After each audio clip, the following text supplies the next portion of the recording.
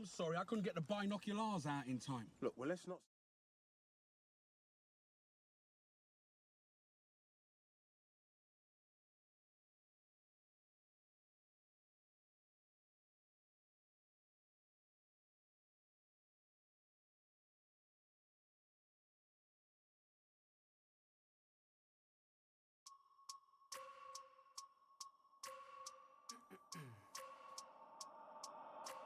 I wake up every minute with the fever dreams. I push my mind to a limit where it needs to be. I work blind, got vision I don't need to see. I'm picking mind over matter, I believe in me. I need to find more hours in the day to breathe. Need to find more power in the way I be. And when my mind turns sour with the painful scenes, I need to scream out loud, I can't stop me. I wanna be the greatest like Rocky. You know I leave them all hating like a hobby. I'm out here making moves like a lobby. And if you ain't with me, it's your loss. See, I got my mind on the facts. I'm a python, grab what I like real fast. Choke until I have everything I attack. Everything that I lack, everything that I want. And I see, matter of fact, cause I'm my own worst enemy.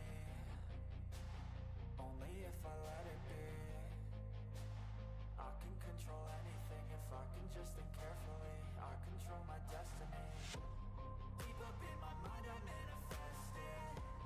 Every morning I wake up obsessed, and everything I do the best. And deep within my mind you know I'll always manifest it.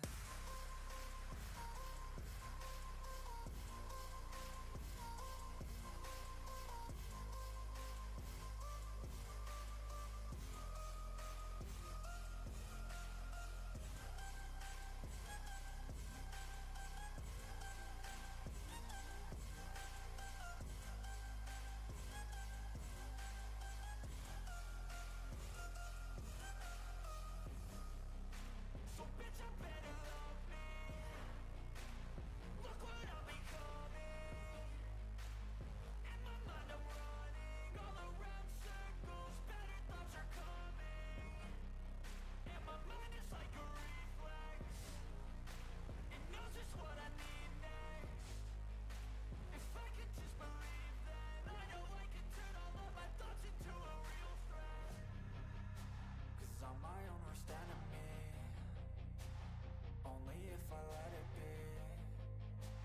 I can control anything if I can just think carefully. I control my destiny. Deep up in my mind I manifest it. Every morning I wake up obsessed, and everything I do the best. And deep within my mind you know I'll always manifest it.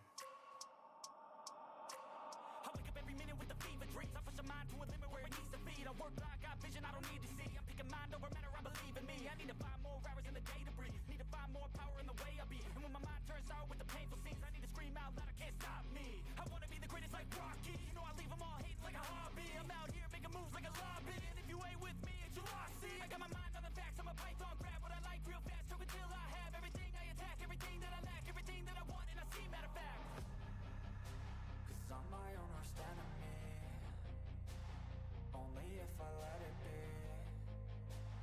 I can control anything if I can just think carefully. I control my destiny. Deep up in my mind I manifest it. Every morning I wake up obsessed, and everything I do the best. And deep within my mind you know I'll always manifest it.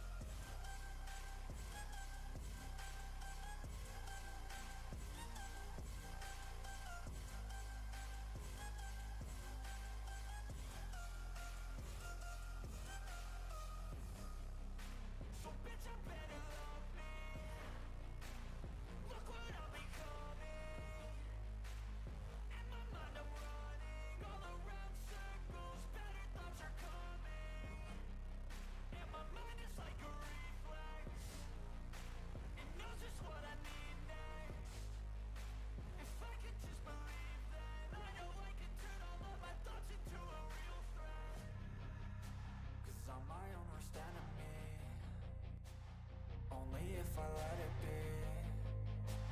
I can control anything if I can just think carefully. I control my destiny. Deep up in my mind I manifest it. Every morning I wake up obsessed, and everything I do the best. And deep within my mind, you know I'll always manifest it.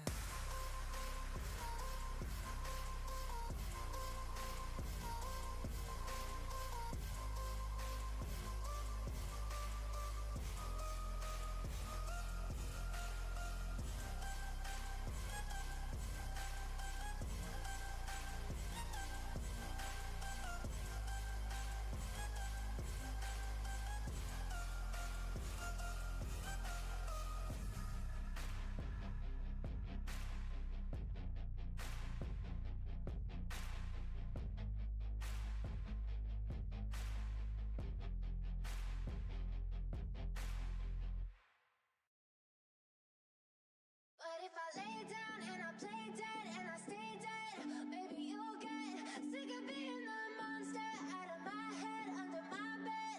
Think you're something out of my nightmares, standing right there. But if I lay down and I play dead and I stay dead, then will you get bored of killing me? Silhouettes of you are like a taunt. Never really know just what you want. With you I don't ever feel calm. I can feel the sweat inside my palms. Play with me like cats and a string. You don't understand the pain it brings. You don't ever wanna give me wings. You don't ever wanna set me free.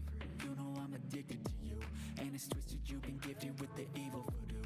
Got me coming back for more, even when I've been screwed. Dolls full of pins, pierce my heart straight through.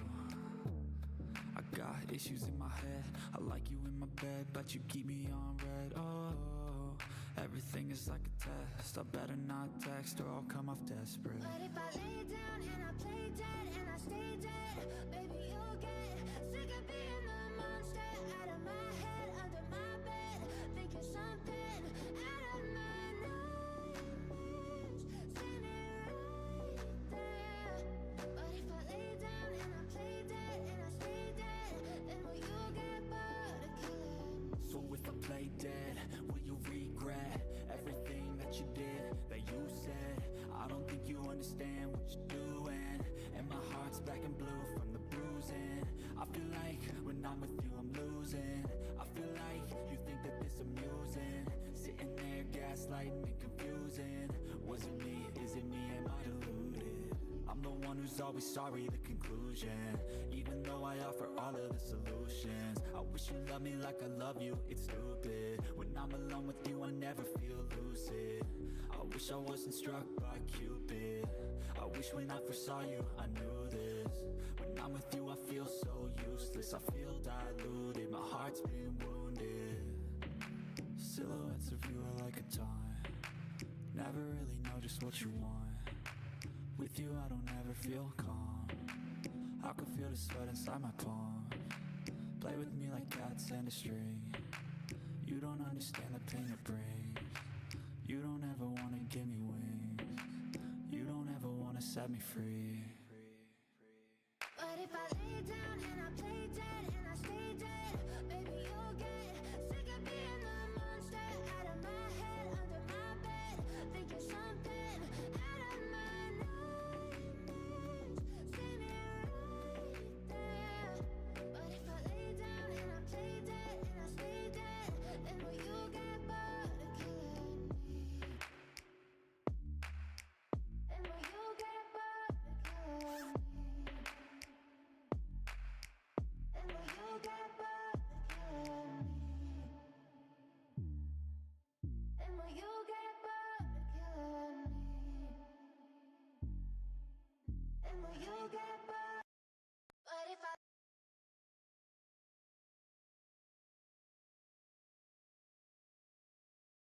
What is going on? Welcome back to the channel. It's your boy 8bit79, and we are back at y'all with a brand new video. Sorry for a little bit of technical difficulties right there.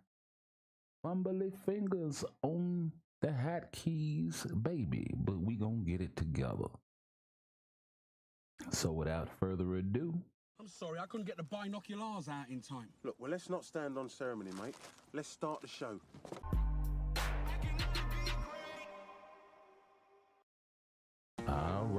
all right. Let's bring this music down just a little bit.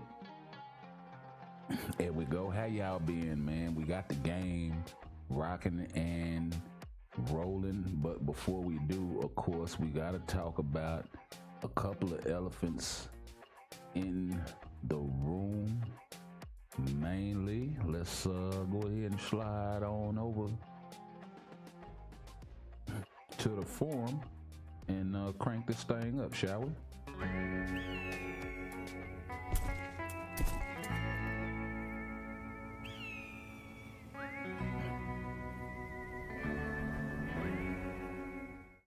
So we got Wild West Wasteland, Gomorrah, and Star Lord there. And we'll let this play for a little bit while we sit here and talk about it. You know, we like to do a lot of live stuff over here, so yeah. Say what you want about the graphics in the beginning snapshot right here. Yeah, low res, whatnot, but in all honesty, bro, we're not gonna see the environment in the game. It's a one-off sort of thing. Now, could they go way into detail on, say, the hotel building over here and, you know, this sort of stuff? Yeah, they could, but at this point, I would rather, you know, the fountain, very, very fucking low res. Almost looks like 2D images in large part on the backdrop, and then of course when you zoom in, I mean, there are certain parts that look a lot better, like the balconies here. But yeah, some of the shading and some of the shadowing just seems off. Like, why would it be? The sun's here, right? And you got this shadow cast here. Why would there be a shadow here? You see what I'm saying? Like, just certain things don't make a lot of sense when you think about it for like a second or two, right? But gets a lot better towards the end. We got Old Man Quill, we got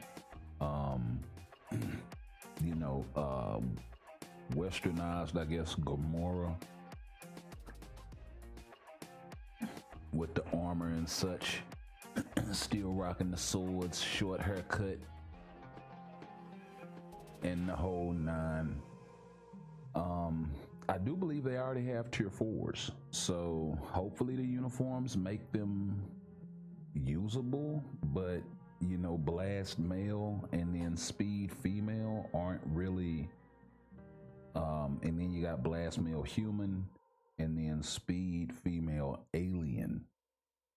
So not really gonna have a whole lot there. Let's go ahead and get over into the forum. Greetings, agents. This is CM Fragment of Marvel Future Fight. 2 heroes have landed on Earth from outer space and find an ancient cosmic relic in the devastated wasteland in search of the Black Vortex. So, I don't know a whole lot about the Black Vortex, but Beast Mode actually did a great breakdown of that.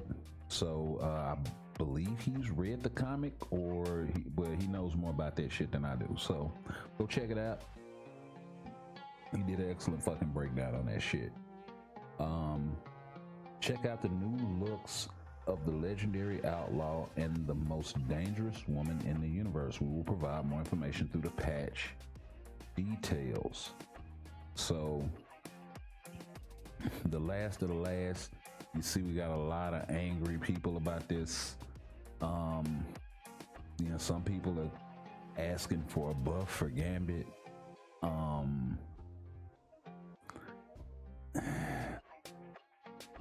I'm not so sure like I've heard, this is my first time seeing Gambit sucks, right? So I'm kind of confused because I got him at level 80. I haven't tier 4'd him yet, but I don't know.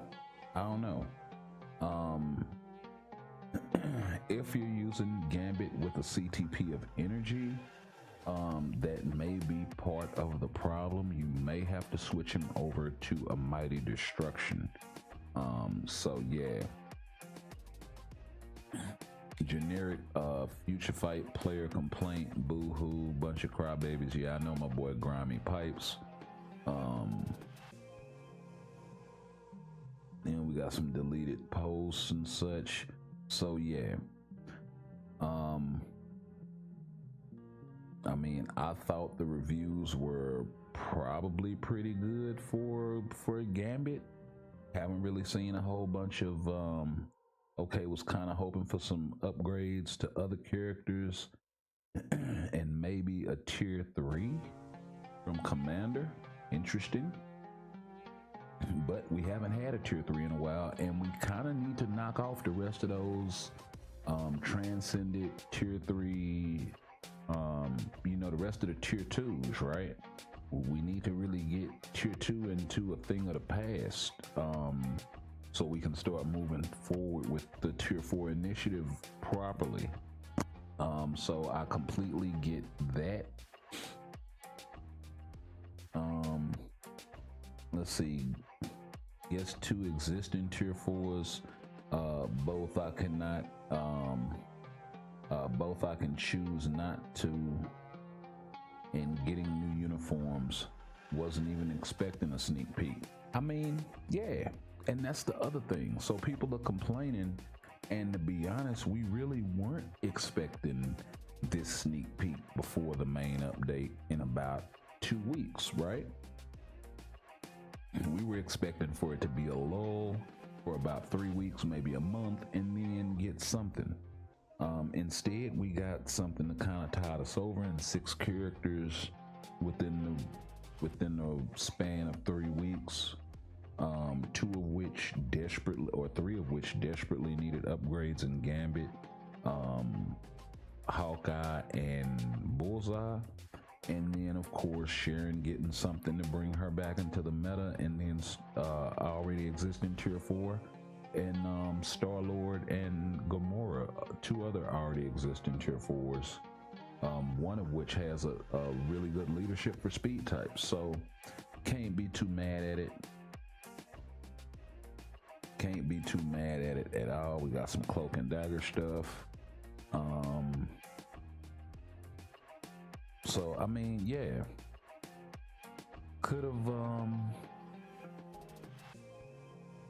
yeah, like I said, I'm not mad at it. We got a lot of people asking for Cloak and Dagger. That's wild.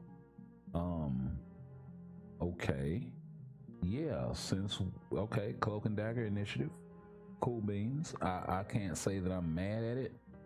The thing is, would you make them 2 separate characters, or would you make them both characters that have moves that feature the other, right? So that would be my only question there. But let's go ahead and slide back on over into the game, and we'll come check out some more browser stuff in a little bit later. For now, we'll get into some GBR. I kind of want to take my boy Gambit over in there, boom, and let him go boom. So we'll see what he can do. First, we'll check out his build. So let's go ahead and slide on over to my guy. He is level 80. All of the gears are at 25. And the skills are not maxed out. We may be able to get them all. We definitely want to make sure that 5th skill is maxed out, and we definitely want to make sure that 3rd skill is as close to the max as possible. So we'll do both of those.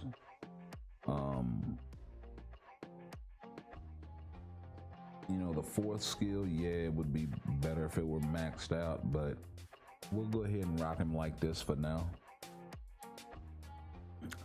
But yeah, the rest of the build, the uniform is mythic.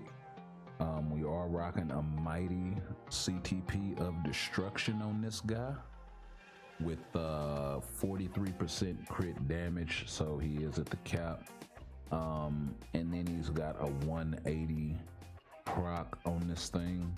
Now the important thing about this is, and we'll get into the skill preview, but the guard break immunity for Gambit becomes really, really important in this uniform because its fifth skill has a really long wind up, and while it does have the V-pad motion on it, it takes a, actually let me turn off the AI. While he does have the V-pad motion on the fifth skill and on the first skill, it takes him a really long time to wind up. While he's getting the cards ready and all of that stuff, before he starts throwing, he's just a standing target. And in that case, a lot of times he'll get smacked out of the fifth skill before you can even deal any damage. The third skill, also a partial iframe. So, and it doesn't even start until a few seconds in, and then it cranks up and then it ends right before the end. So you got iframe, and then right there at the end, when you can move him again, right, is when the iframe cuts out. So, and then of course the fourth skill, you know, before the slam down, he's very vulnerable. And even like after the slam down for a split second, he doesn't the whole time he's kind of vulnerable. So he definitely needs the guard break immunity if you're gonna use him as a proc type character. The only way you're gonna be able to do it, unfortunately, I think, is with a CTP of destruction, because it does have that beautiful guard break immunity that he so desperately needs right there on it. If you look through his skills, he does have invincibility on the tier 3 skill, or the awakened skill, and then he's got invincibility on the 5th skill, right? But the problem is, I think it doesn't kick in immediately, and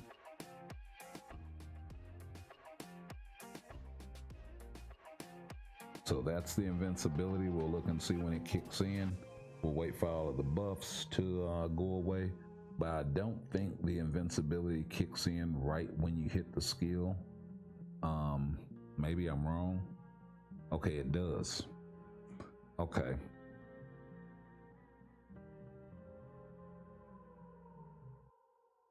And then you have the all damage immunity, which kicks in on the 4th skill, but there is nothing on the 3rd, and the all damage immunity doesn't offer the super armor effect that you get from the 5th skill. So in between that time frame, he can get knocked out of his skills very easily using a CTP of energy. I think that's why a lot of people are frustrated using him with the CTP of energy. Whereas in the old Excalibur uniform,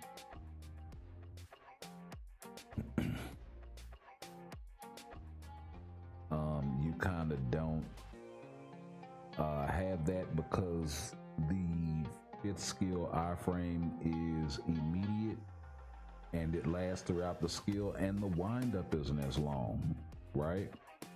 So that's kind of the other thing.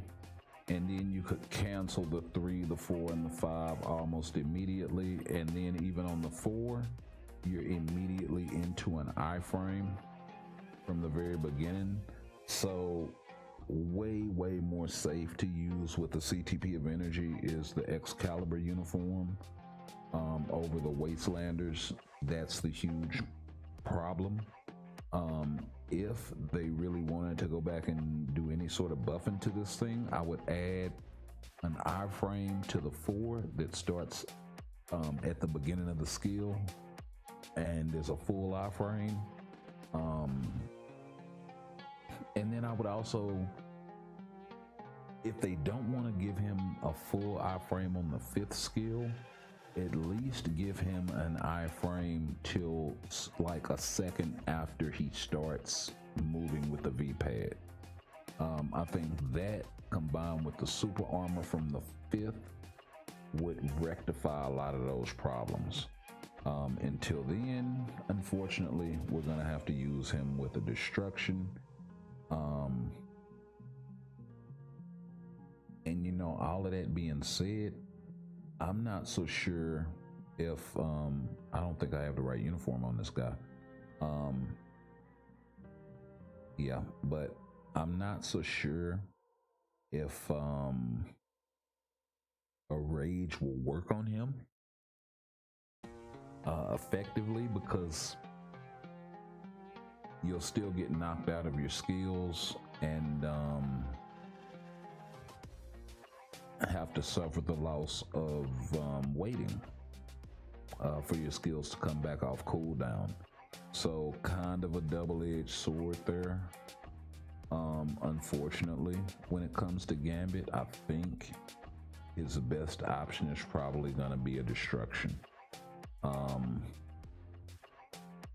We're going to crank this guy up and we'll clear the first phase of Dormammu, and we'll see how it goes.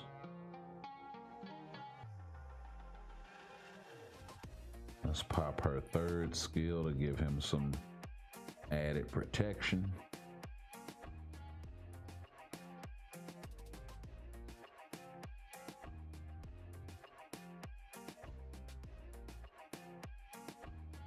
Like, he rips.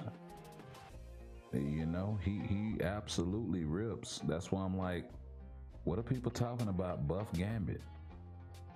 All you have to do is rock him with a destruction, fill up the fucking bar every time, and then let her rip with this guy. And he does pretty decent damage. He's not terribly difficult to proc with. There aren't any long, weird wind-ups on his skills, except for the 5th. But that's your proc skill anyway, so it really doesn't matter. So I'm trying to figure out what the holdup is. There's his proc right on time.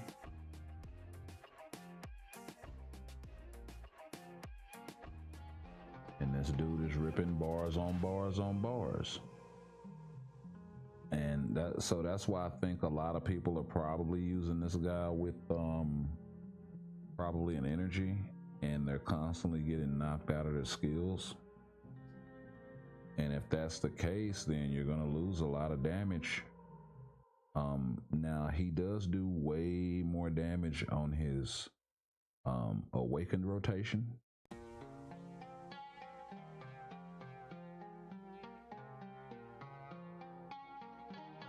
I mean, you can just see it right there. It's absolutely nuts. But, you know, 2 minutes for a solo clear for me isn't bad. We'll get a rotation. We'll get a rotation with the Awakens to see what the damage is like here.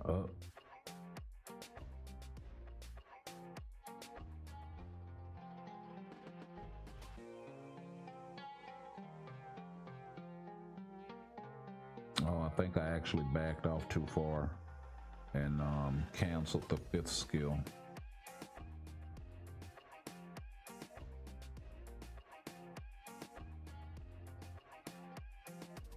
And the other thing too is, if you cancel the 5th skill, the majority of the damage is coming from him throwing those cards up, and if he's not able to do that part, then it's really gonna mess with your rotation damage. Oh.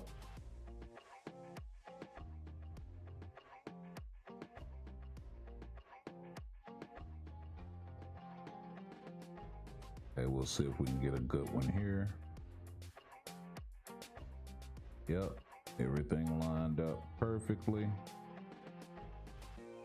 We got about 2 bars of damage, so not really optimal.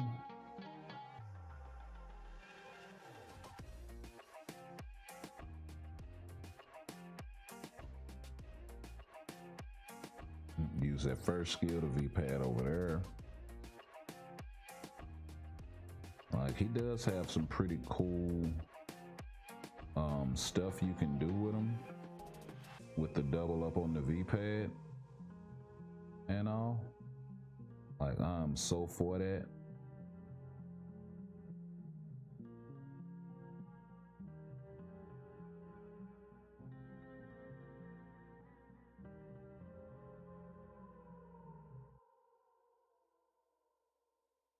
Okay, I think he missed the 4th. And you can't do the 4th first because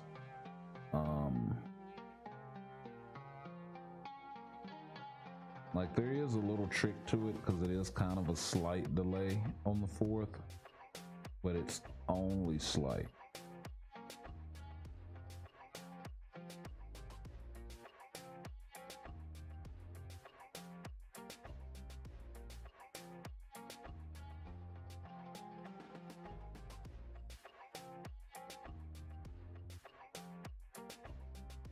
And to be honest, I'm a lot better at doing it with the awaken rotation. Getting that 4th to hit properly and drop those cards around the sentinel. I'm a lot better at that with the awaken rotation than I am with the regular rotation, but the damage is decent. It's not as if it's not there. Granted, I do have 13% pierce. We are not at level 30. We don't have his artifact.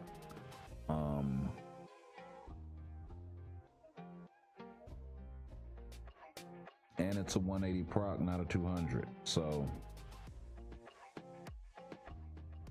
there's definitely a lot more damage to be had out of this build.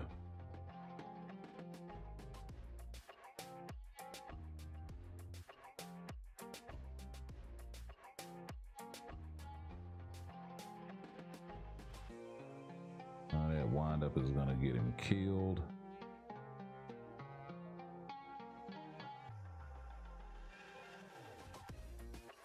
Yeah, we gotta go ahead and panel up. We'll hit it on the next rotation, and that's perfect because it lines up.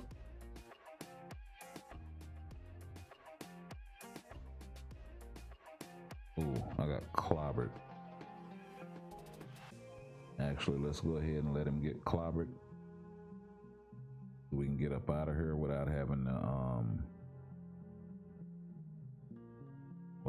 to reset. Now take that L. But yeah. Yeah, I personally think the damage is solid.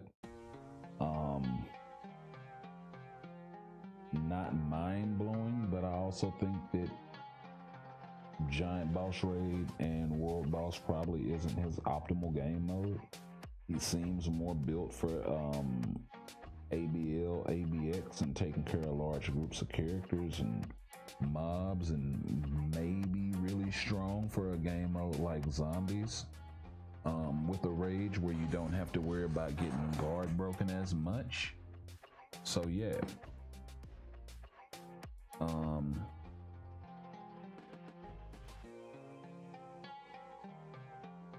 But we're gonna go get some Otherworld battle right quick. Have to make a team? I do have to make a team. Here, we'll go get some timeline. No, I'll tell you what. We'll do this.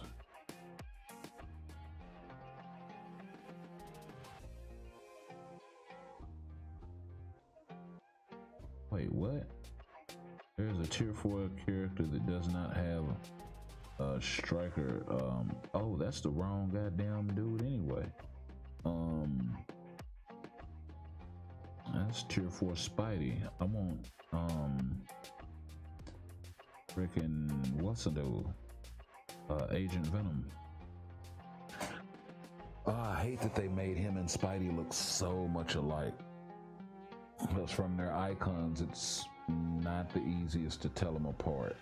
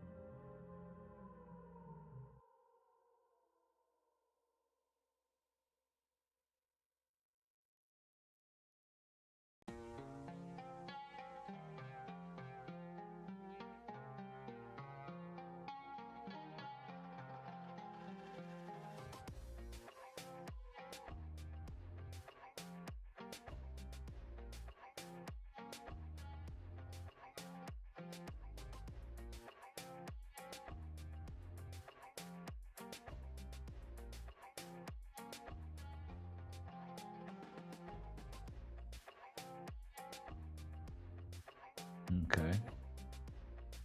Sorry about that.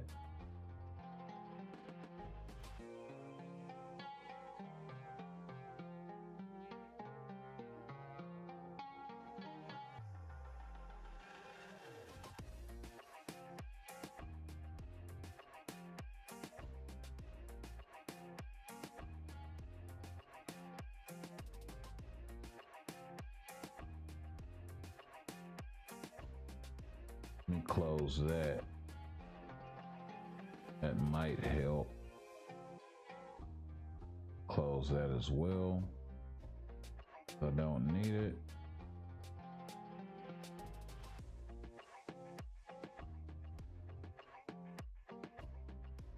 And let me close that as well.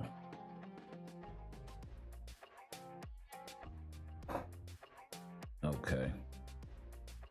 I will be right back.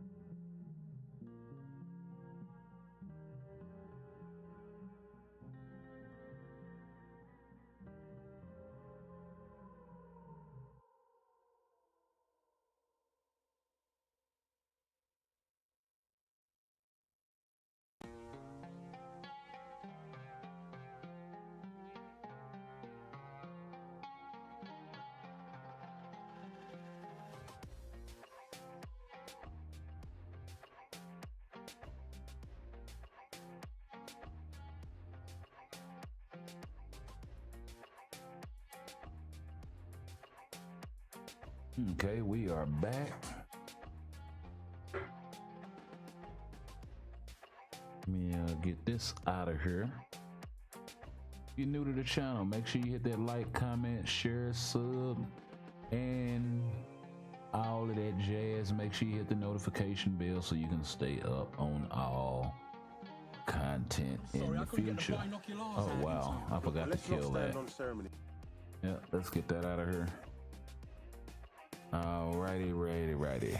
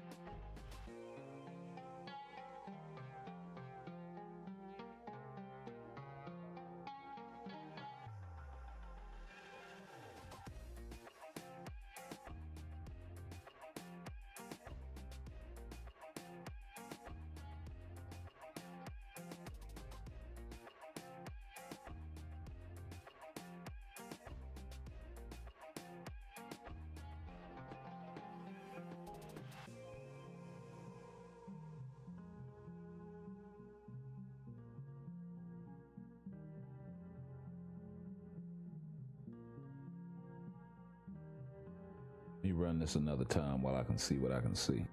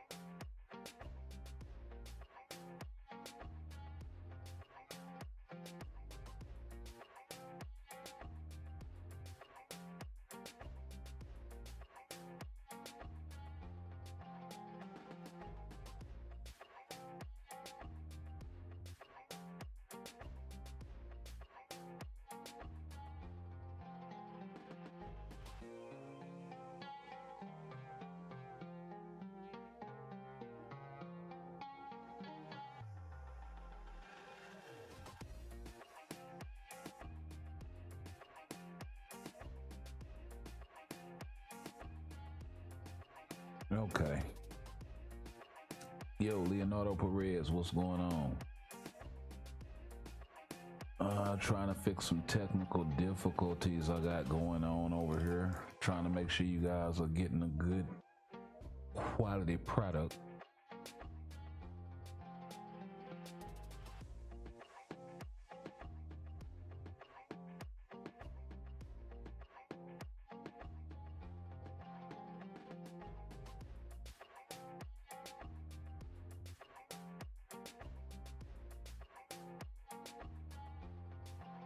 All right, 20 crystals and the WAP.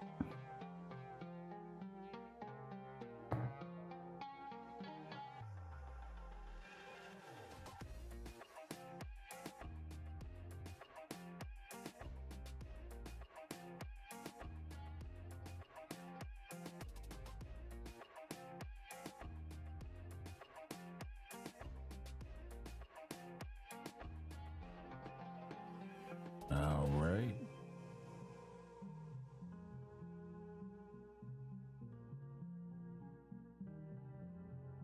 guys, Gambit, did you miss the showcase? Oh no, it's still ongoing. He can do GBR in about the first stage in about 2 minutes with a CTP of destruction. Of course, I do only have 13% Pierce, so that is the other thing.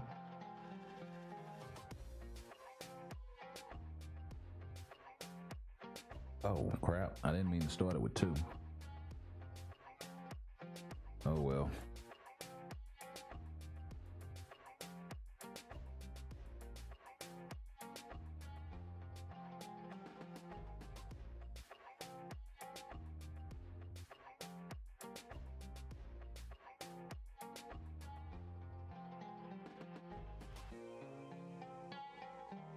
I guess I gotta carry, huh?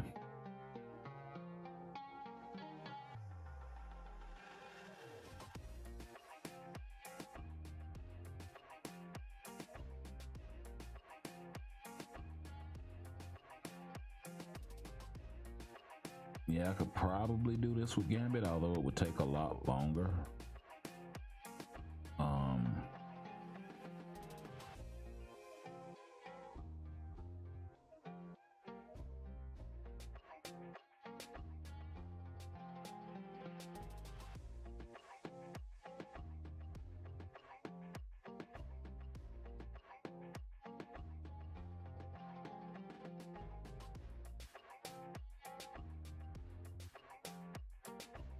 She's doing that in about a minute, and it's taking about 2, so assuming the tier 4 upgrade is counting for a lot.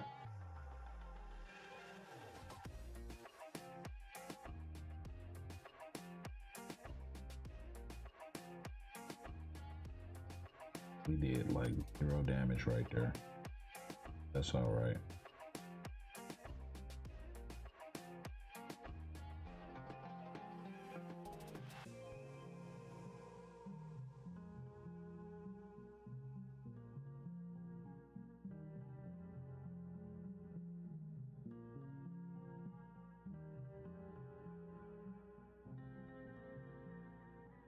Let's get him up out of here.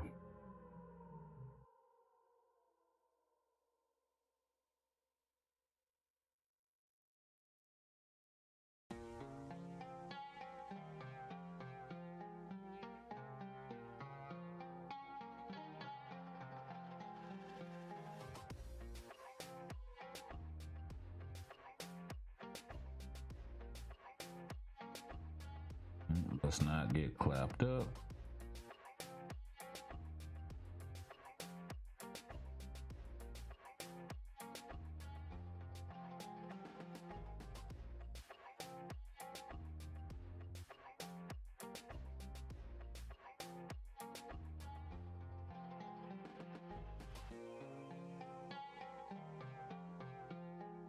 Whoa.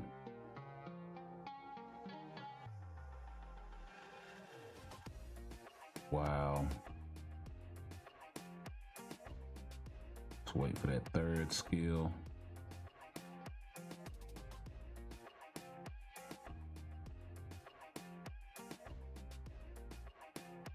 Not falling for that.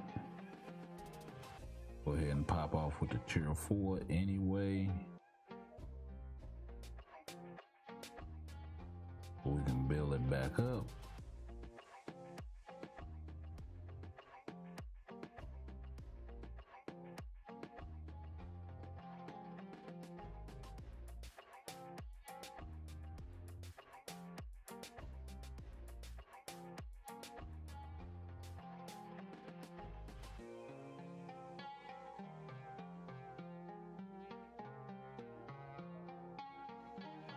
And get him out of here.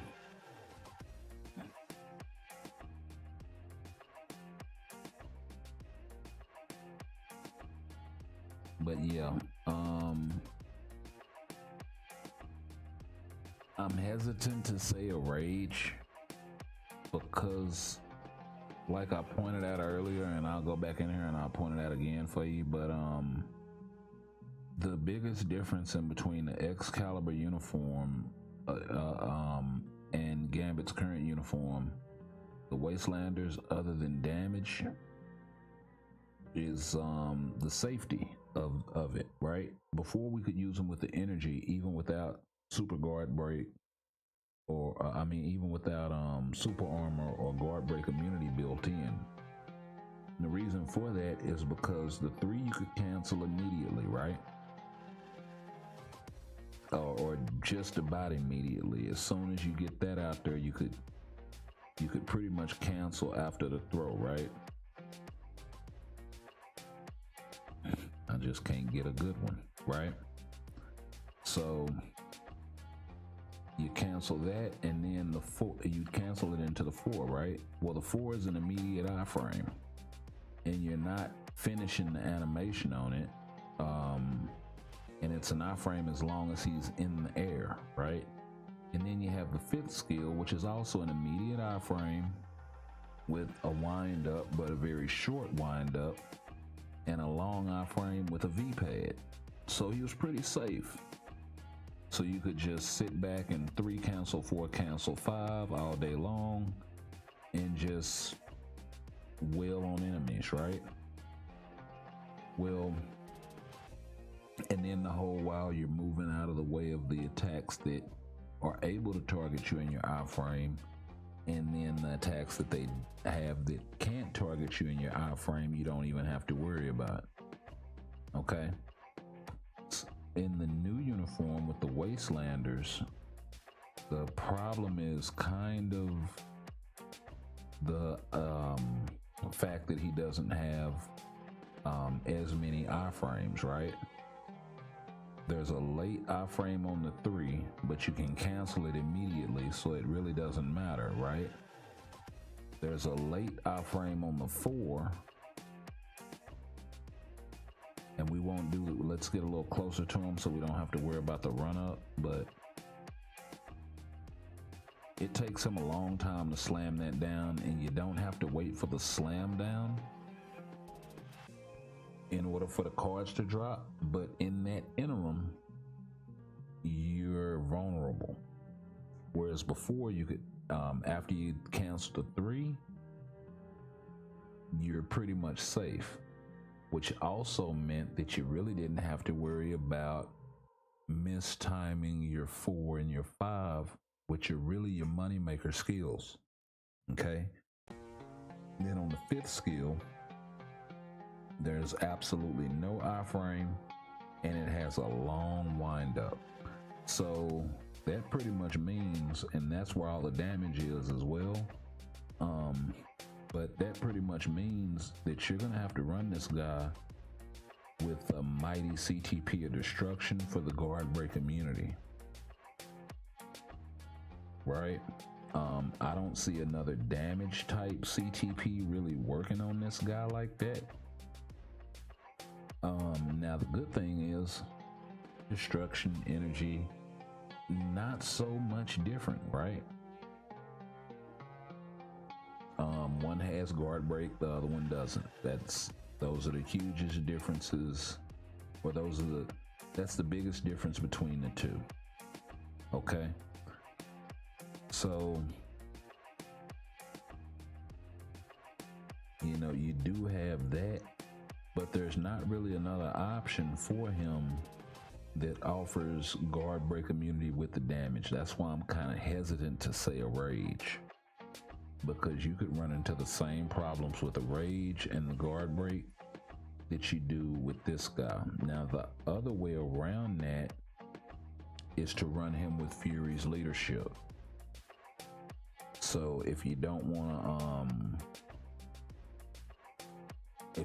to do that, you can run him with Fury lead, because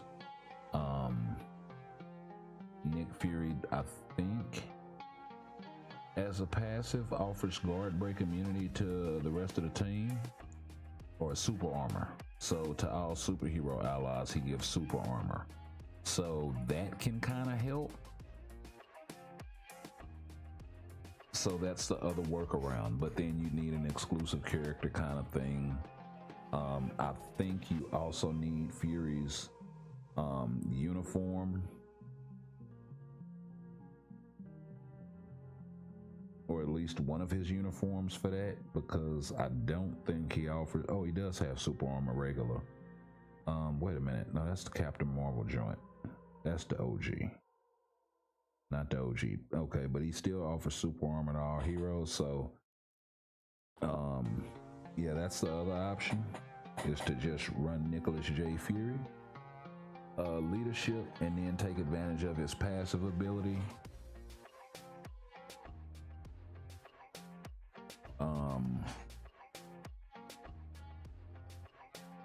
That's not gonna always be an option in a lot of cases, and I don't think there are very many other supports that offer super armor. So you know, that's the other thing.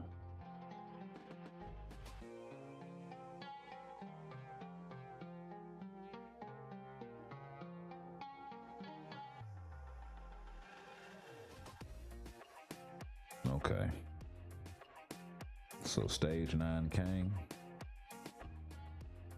not bad proving ground. You know what, let's give him the guard break immunity and super armor and see what happens.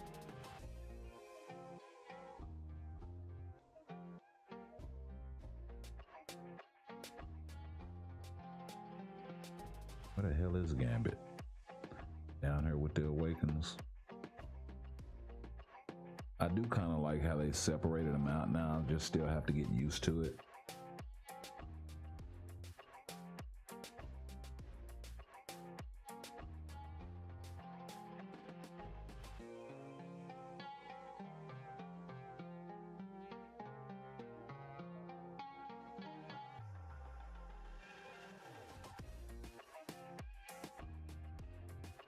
Okay, let's charge this thing up.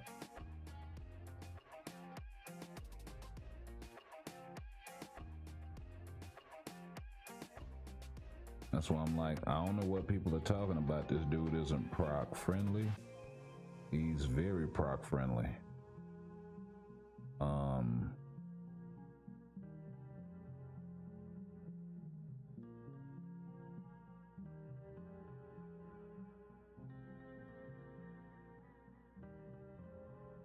And it doesn't take a whole lot to really master it.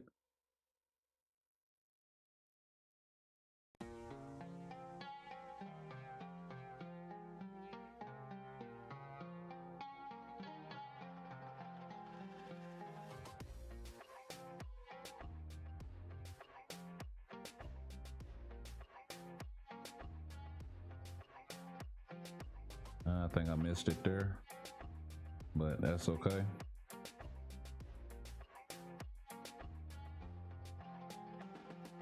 Okay, they start me over anyway. Oh yeah. Juicy damage.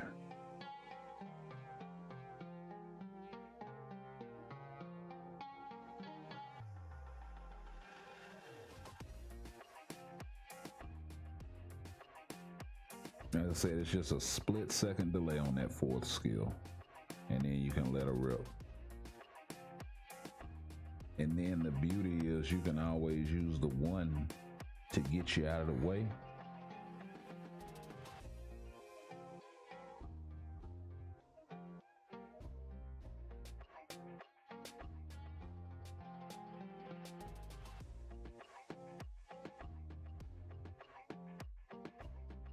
Yo, this dude is steady casting his fucking first skill and I'm not pushing a damn thing. So I don't get this dude up out of here. We'll come back and check some more stages with him whenever we do the rest of the runs. Actually, we can knock him out now.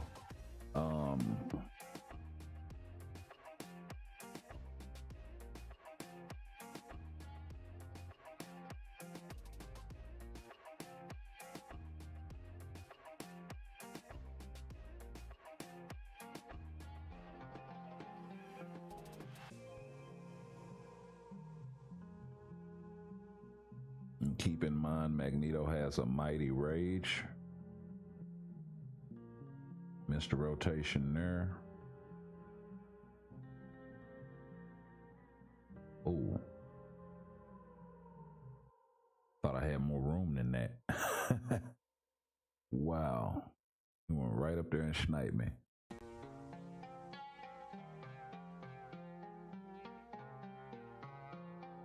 Okay, let's try this again.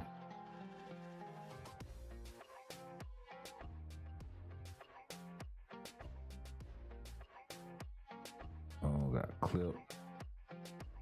Got a blade twister.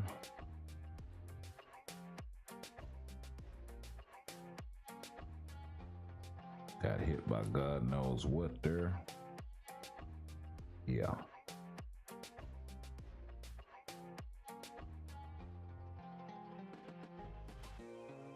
Okay, let's keep you in the vicinity of the beatdown. Get out of the way. Ooh, I ran right into that. Get the heel on before the phase transition. Oh, I hate this stage.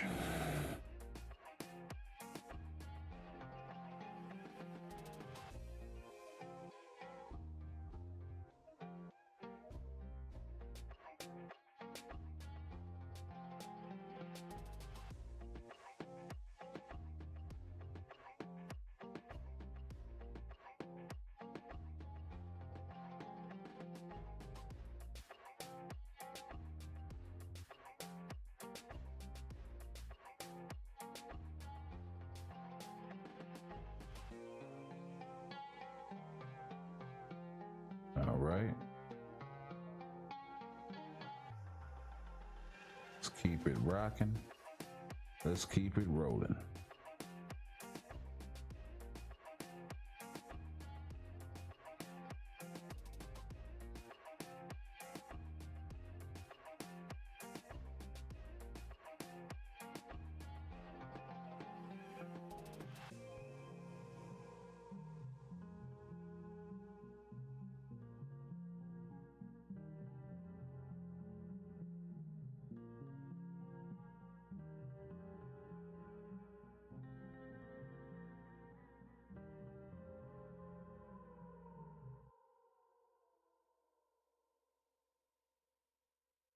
Yeah, Magneto feels definitely slower.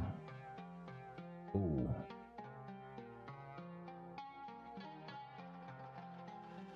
I got sniped twice. That was wild.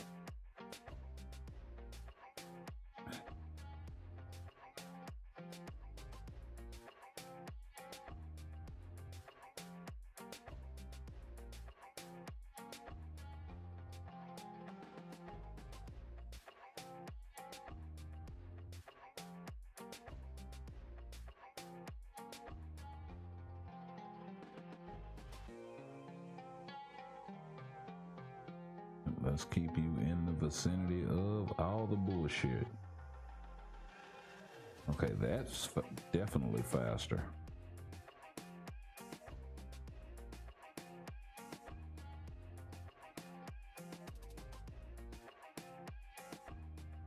Okay, this isn't so bad.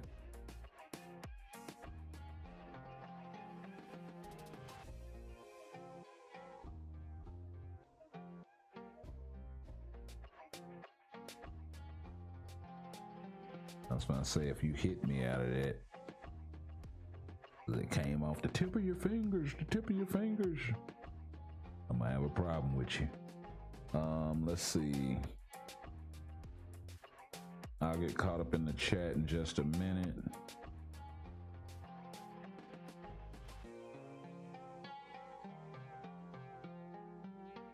Yo, Leonardo Perez, what's going on?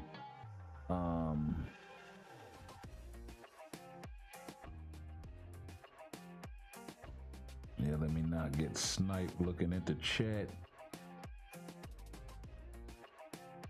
Yep. I knew it was coming. Get out of the way of that blade twister and ooh,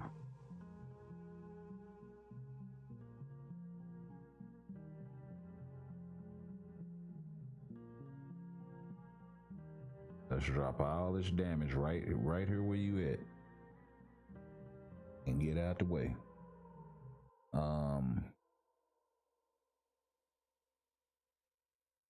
Let's see, I tier 4 him, but I think, but I don't know what CTP to give him. Okay.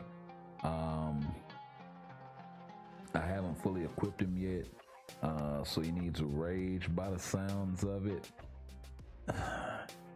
Like I said, it depends. If you're gonna be running him with fury a lot, then you can probably get away with him with a rage. I would say run him with a regular obelisk with a proc with no guard break immunity, and then run him with the rage proc, the baby rage with no guard break immunity, and then run him with a proc and the baby rage with guard break immunity, like a regular obelisk. Some throwaway shit, right? And see how you like the difference, because I use this guy with like a regular proc with no GBI on it at first, and I really wasn't seeing a whole lot of damage with him. And then I went back into the skill preview and looked, and I was like, oh, he doesn't have the iframes anymore that he used to have. Like, there's none on the 5th skill at all, and it has that long ass wind up. He's gonna get knocked out of that skill every time. And there goes all your damage. And there goes your missing your proc and all of that shit, right? But the 3 and the 4 are still going off because they're cancelable. So, and then you hit the 5th, get knocked out of it, drop the proc, and lose all of the damage from the 5th, as well as the proc damage, right? So, I think that's where people are getting their builds kind of jacked up. And I think he'll probably run into the same thing with a rage. So he may be one of those few characters that's just designed to run with a mighty or a brilliant destruction. The good news is you can get that increased damage dealt to boss types.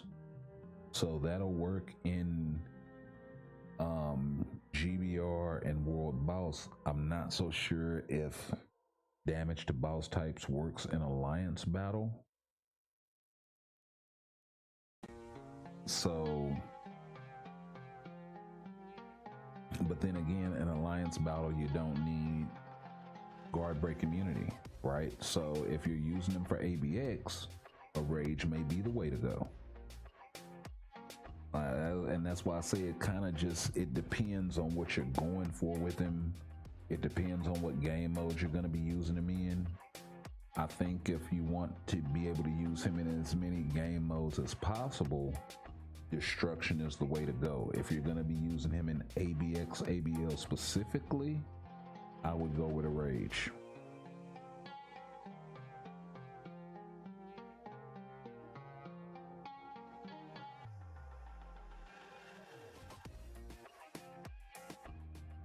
Ooh, if it was not for that blade twister styled me out. And if it wasn't for his artifact, he would be a lot more crispy than he is right now.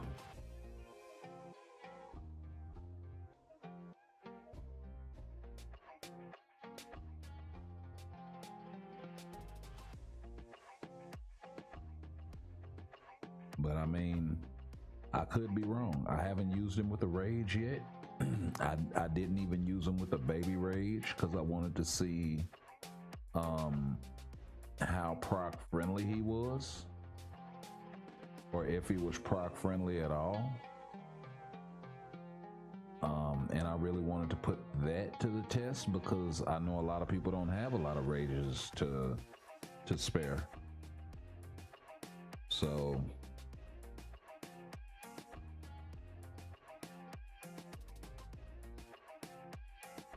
you know, for those characters that come out that are proc friendly or kind of built that way, like I think Moonstone was sort of like that. I know Captain Marvel kind of fit that bill. For the longest time, destruction was her best CTP option, right? So, and that was for PvP or PvE.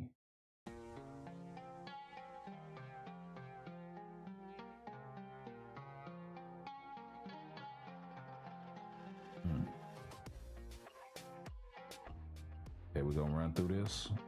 We're gonna run through this. All right.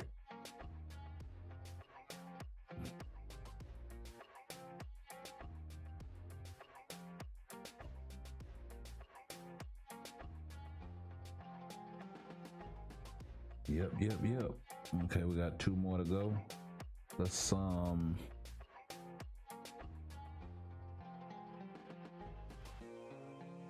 go get some dispatch farming right quick.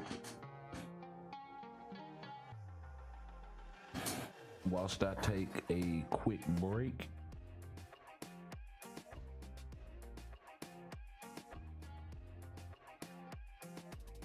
And I will be right back.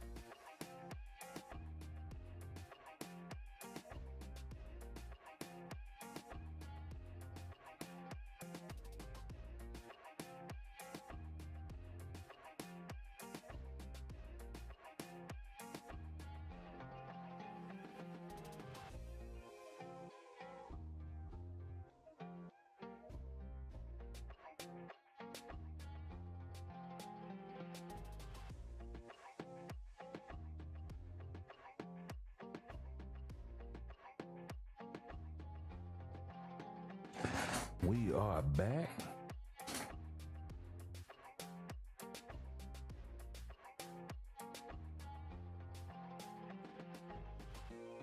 Gotta go grab myself a drink, baby.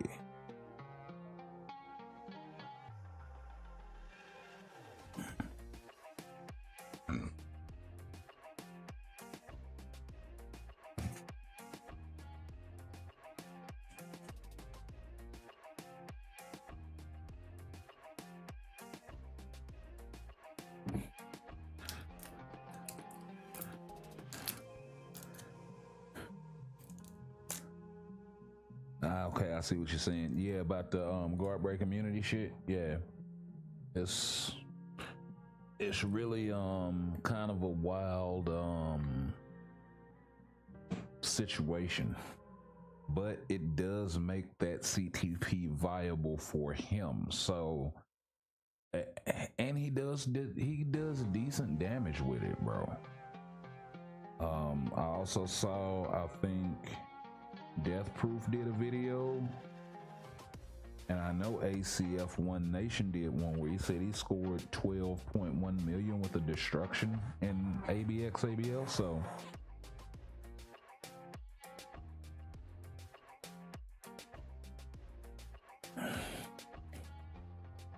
and he was saying that one of the things he pointed out in his video was that, or at least for not Death Proof, but ACF pointed out that he kind of seems like he hits harder than Doom with the Rage,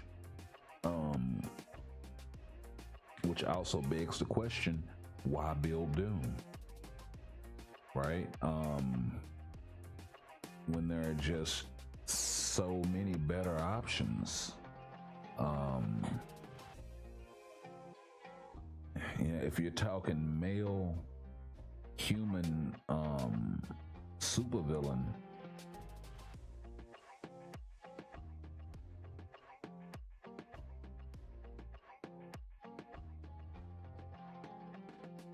I guess if you niche it down like that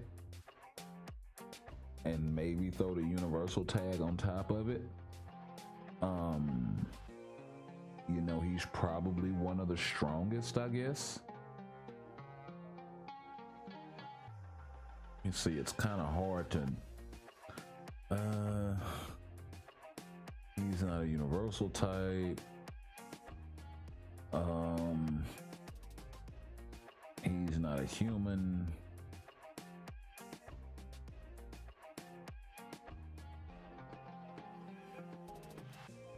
And that's the thing, there aren't very many, Black Bolt is an inhuman. Captain Marvel is a human but female. Interesting. Thor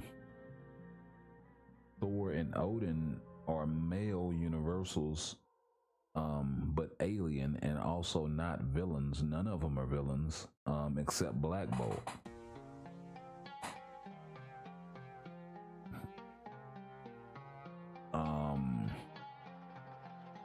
Kang maybe, but he's stuck at tier 3,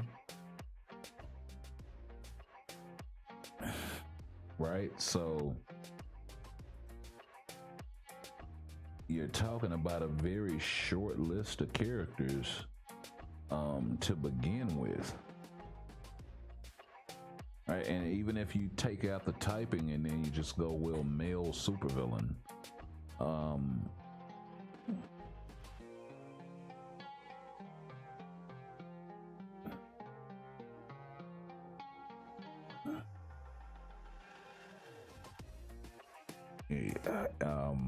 who Incredible Hulk, I think, is classified as a villain in the Titan Hulk outfit.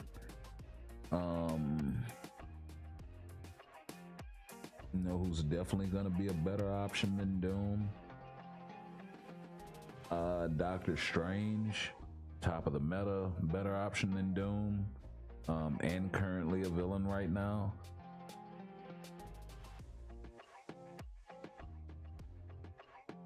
So I mean, the options are you have you know, even if you're just looking in universal type. Well, let's stay with the human. Let's stay with the human male typing, right?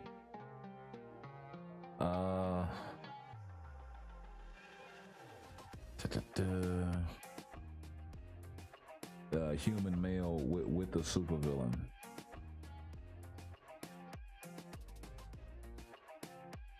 You got Doc Ock, who I think is probably stronger.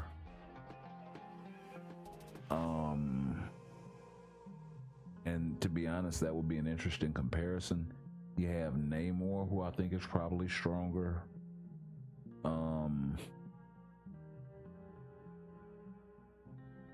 Although you don't see a lot of people using him.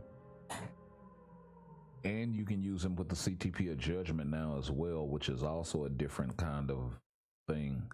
Well,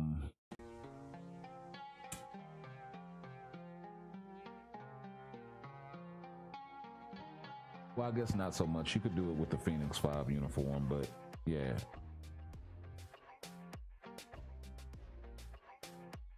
They kind of continued that at tier 4. You got Green Goblin, but he's stuck at tier 3. You have Wong, who's classified as a villain now, but he kind of sucks.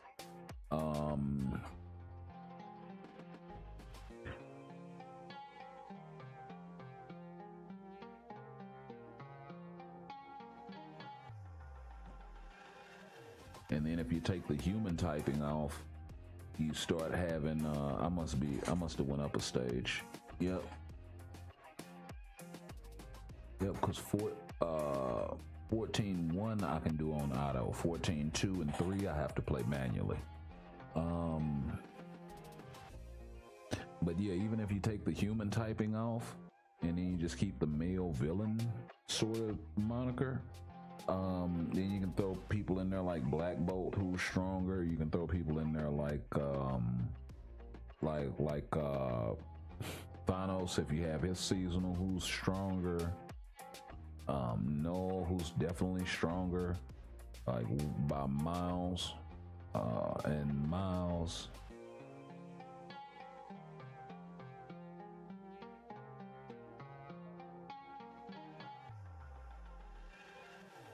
So I mean, it really becomes difficult to justify building Doom.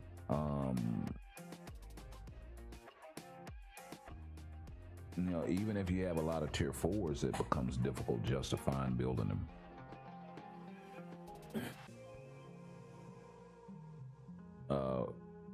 From kind of where he sits in the meta, which is rather unfortunate.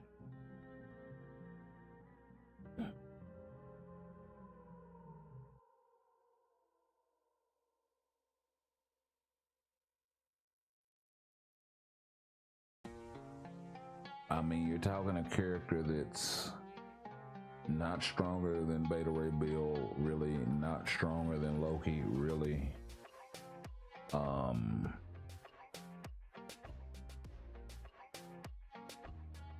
You know, probably not stronger than Gamora.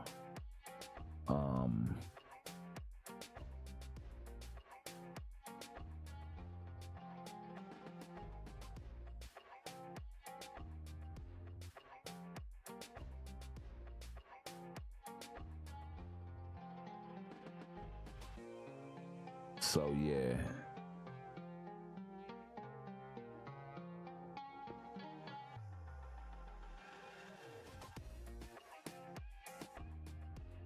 I mean, you're talking a character that's legitimately weaker than Blue Dragon, and that's a character that's really, really old in terms of tier 4 that hasn't gotten a uniform in a minute. Not as strong as Storm in her seasonal.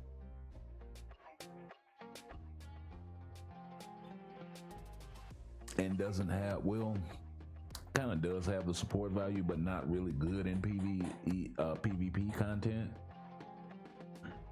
And that's where his support value lies.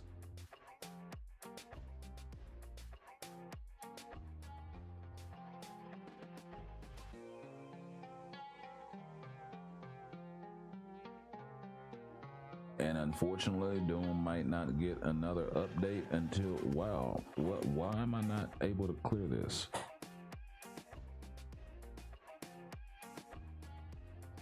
Okay, well, we'll come back to it.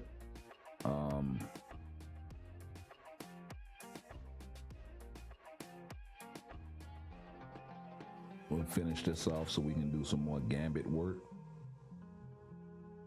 in here, and we'll possibly take him into some test mode ABX stuff.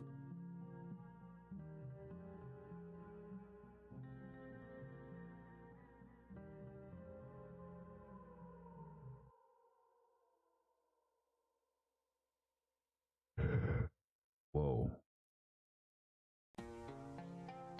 Wow, the heal was not enough, even though it was still out there.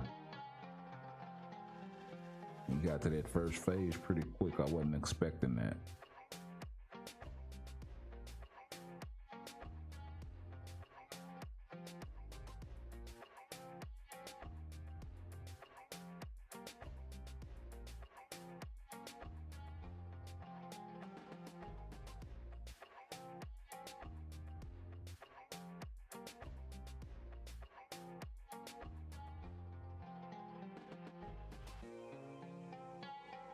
All right.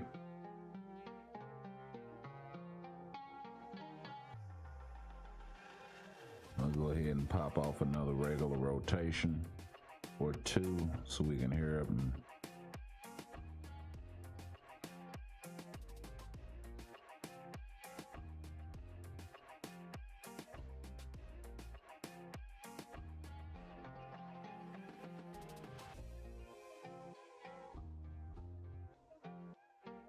Oh yeah, good old ancient one.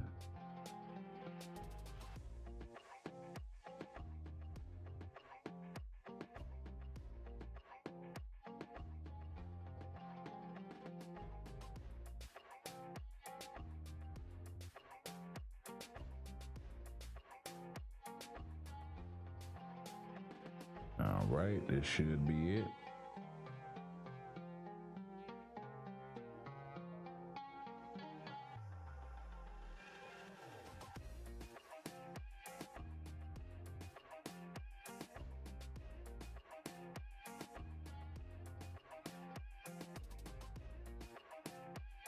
All right, let's pop off, see if we can stop them at 20. Ooh, still doing damage though. Nice. Let's pop off while we still got the buffs from the Awaken skill going. Ooh. Wow. Wow, wow, wow. Got snuck there.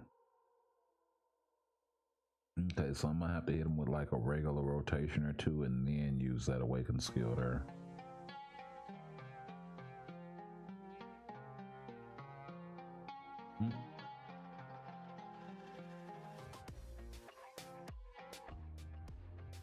Oh, we being petty like that, huh? Start using that second skill V-pad on him.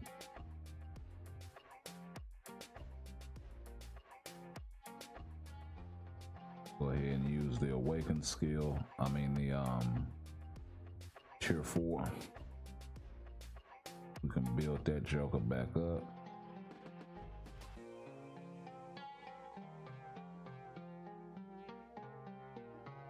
Wow, I walked right into that.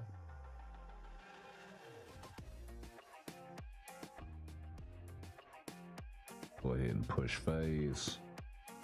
We'll go ahead and get one rotation in with a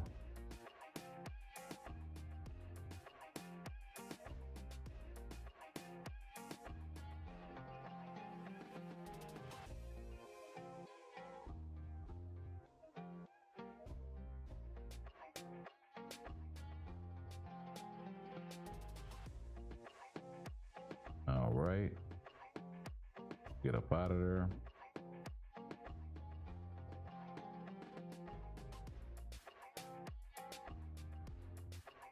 Yep, come on, get your little low.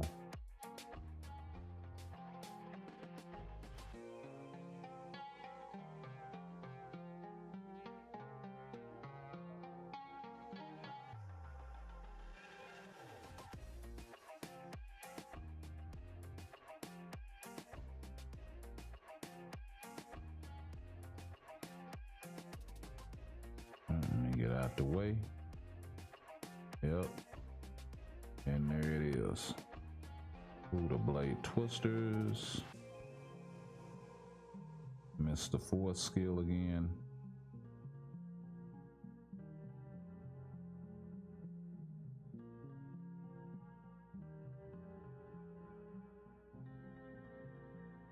Oh, you just all kinds of cute, huh?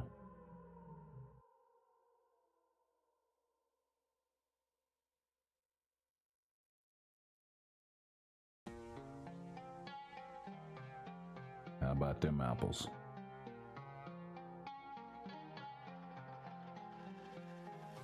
Yeah, knew you was trying to save it.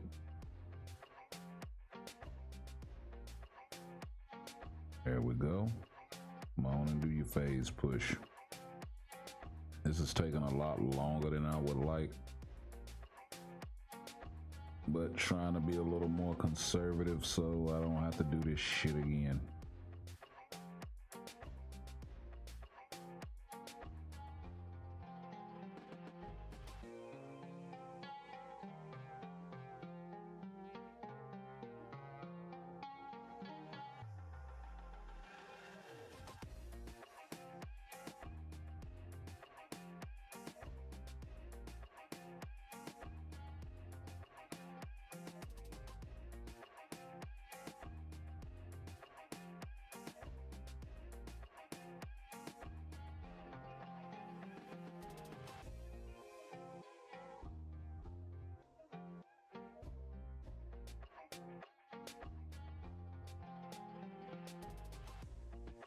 Okay. Keep it pushing and do this last little low.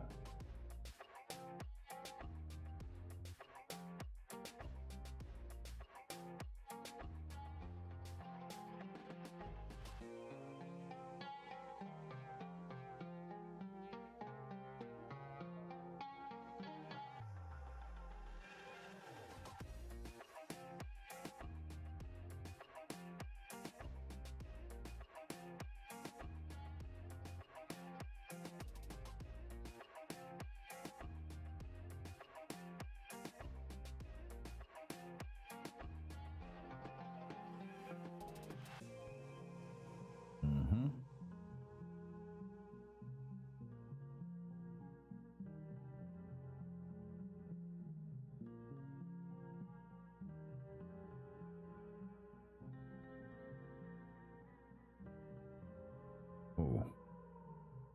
Okay, my turn.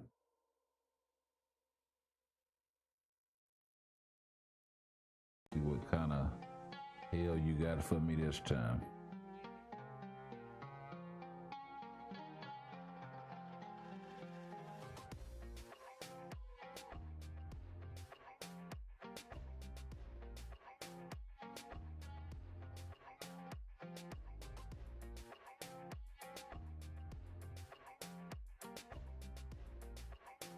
You just trying to be all types of difficult, ain't you?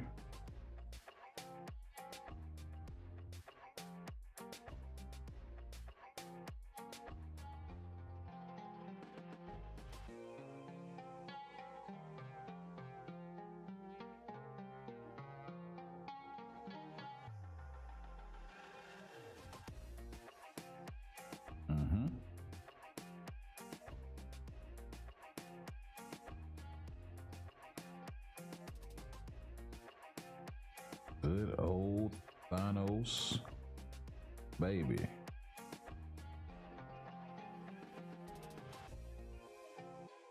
He's so much better as Farmer Thanos than Bearded Thanos to me. Not saying Bearded Thanos can't do some wrecking in PvE, but I mean in PvP. But like the benefit with the rage in this uniform versus the other is just, it's miles apart. It really, really is.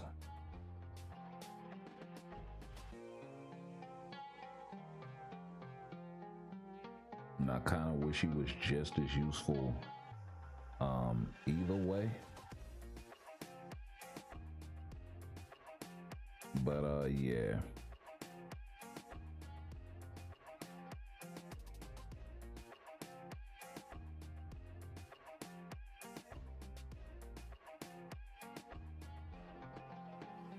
Let me see where I'm at time wise. I gotta get the selector today. Why not?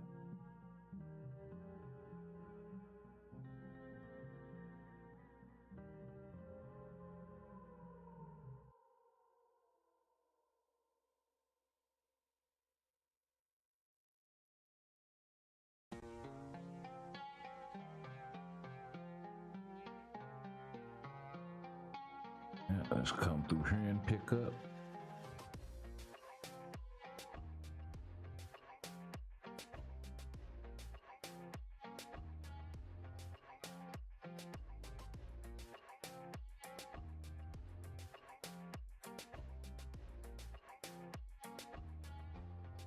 Let's see, this is not my best team for the day, is it?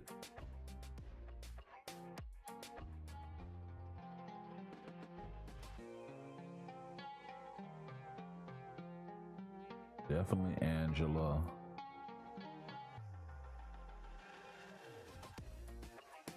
She's for fire type allies. Nobody out here does that sort of damage.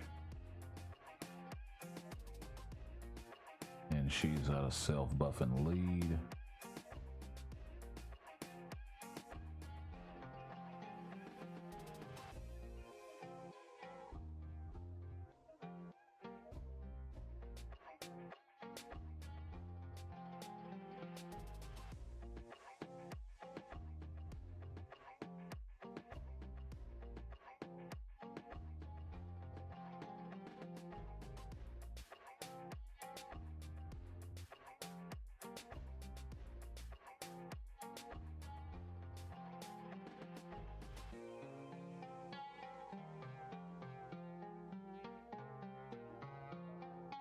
This is how you know I really don't take this game mode seriously, because if I did, I would at least have a tier 4 for every day of this game mode that could do some decent scoring and whatnot. But I have yet to tier 4 Wanda.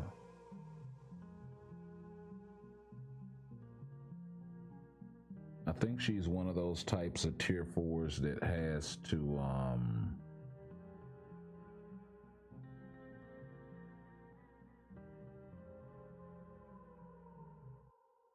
that you kind of have to tier 4.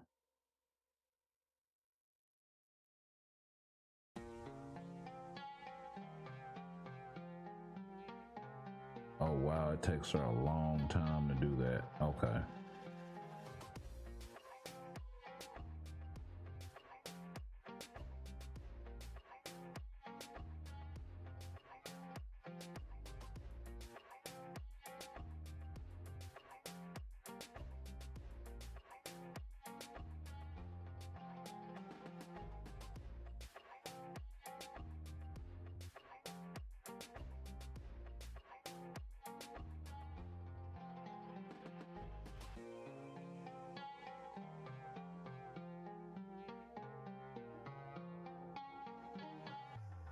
All right.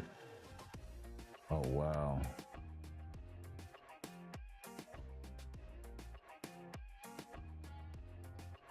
Okay, we gotta run this again because I got roared twice.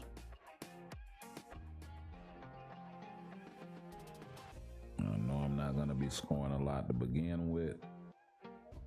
Every little bit is gonna help. So yeah. I think I'm rocking a baby rage on her. Not even a rage.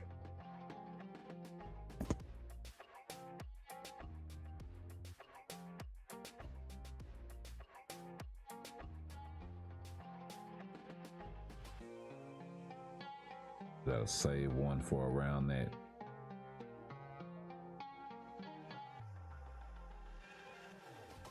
217 mark, I guess.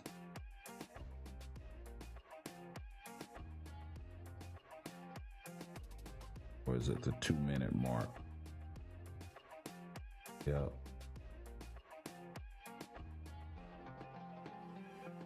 Perfect timing.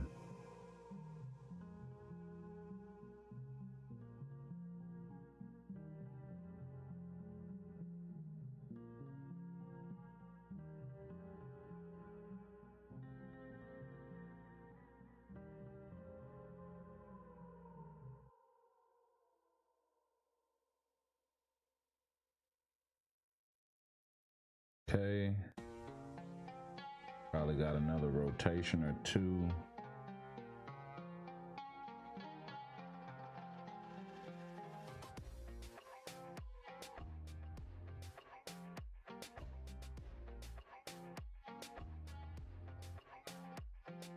Let me reposition.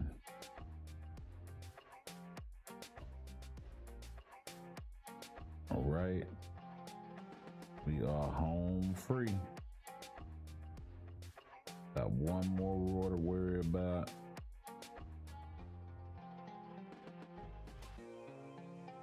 Around 30 seconds, so I probably got another 3 rotations, I guess. Maybe 4.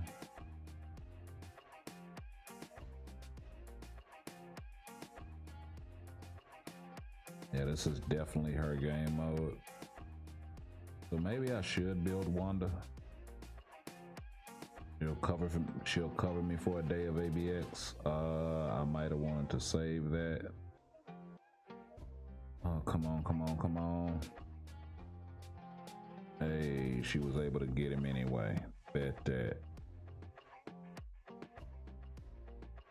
Bet that.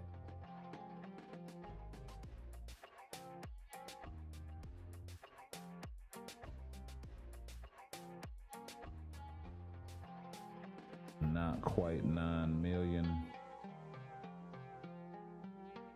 but I can live with it. 8.5, not bad.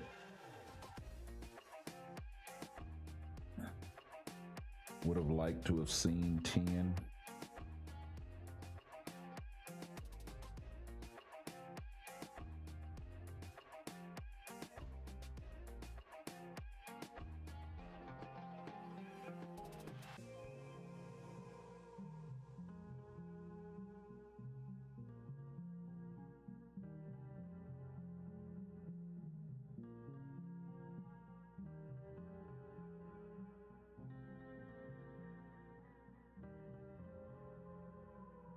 See.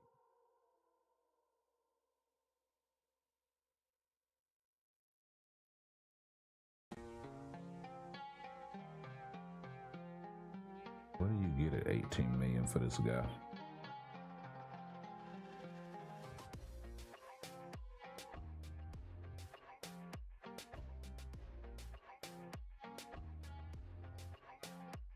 Premium gift box piece. Interesting.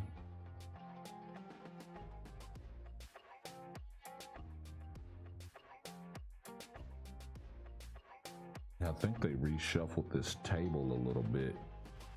And they took one of the yeah, they did. They took one of the card chests out. And then they lowered the points that you need to get it, which, I mean, I'm cool with.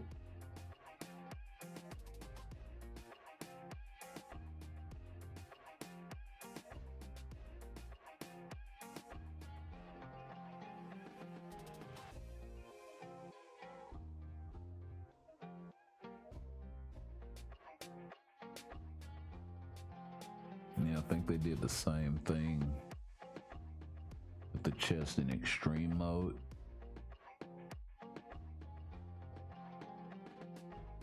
Oh no, there are no premium cards there. Okay. So that's interesting. They do have the zombie free cards there, but not the premium zombie card. And then they have the What If collection there.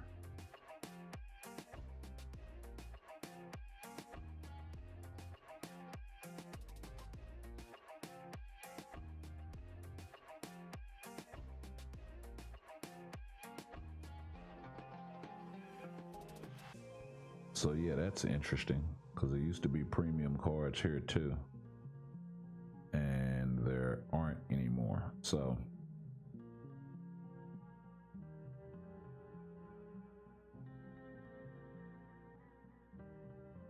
okay, so we'll see what we score here with Magneto, and then I guess we can bring Gambit back in here and see what we do with him.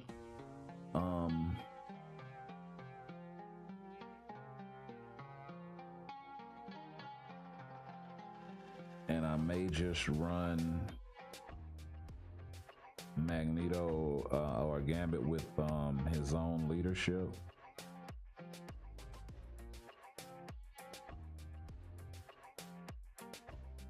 And then we'll come back through and we'll run it with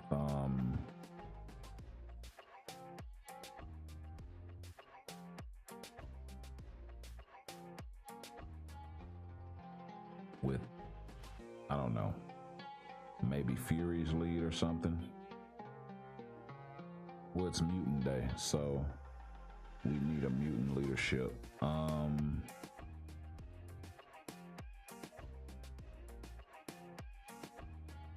We'd be losing a support, so it's really kind of difficult. Maybe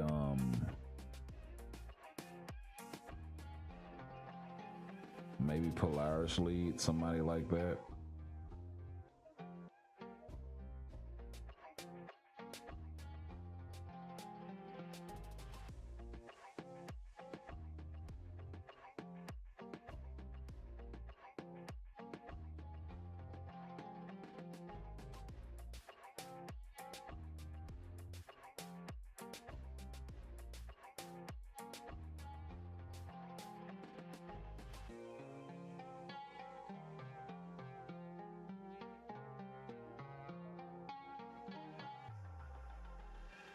All right, pick up then.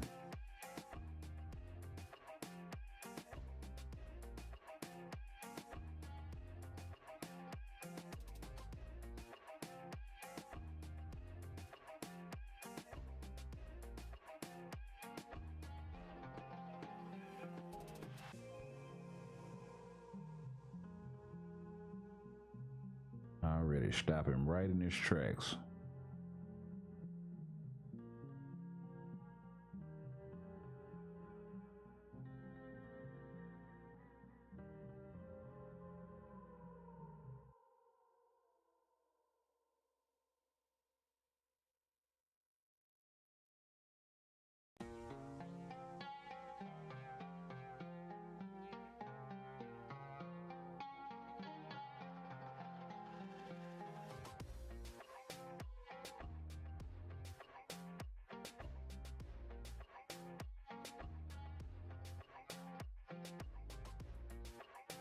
Right, let's pop off one time. We'll push it past 5 million.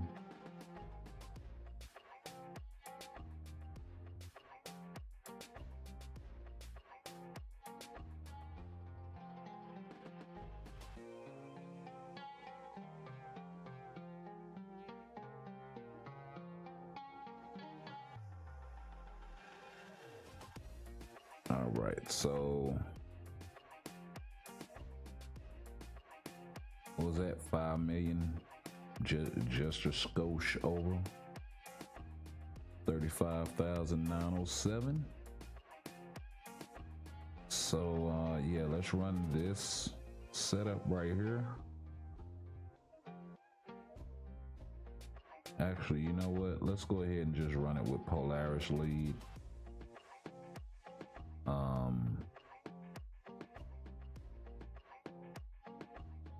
I think that's what makes the most sense for him. It's the closest that we're really gonna get. With Magneto's self-buffing lead of 50%, we're only losing like, I think, 5% anyway.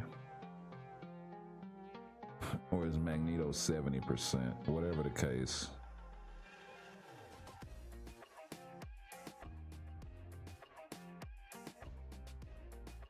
Okay, make sure we... Wow, we missed the third skill.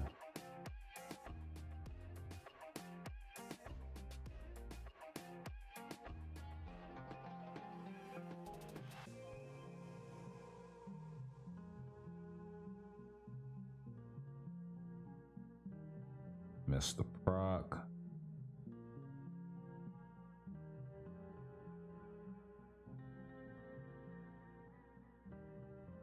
Drop the proc. Wow, this is not such a good run.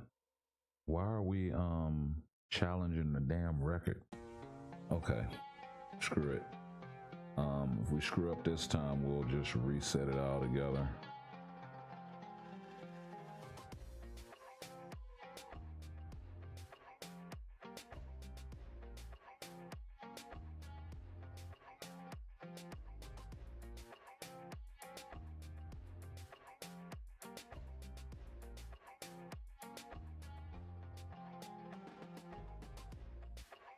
All right.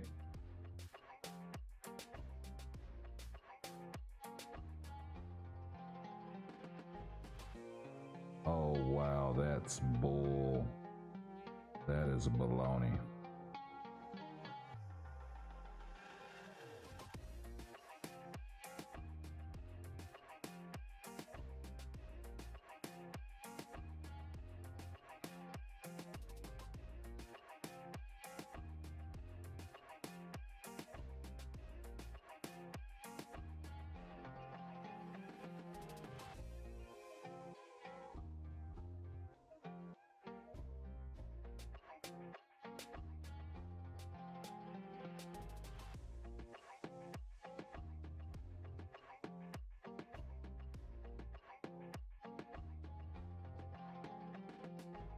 Okay, now all of a sudden I can't find Dazzler.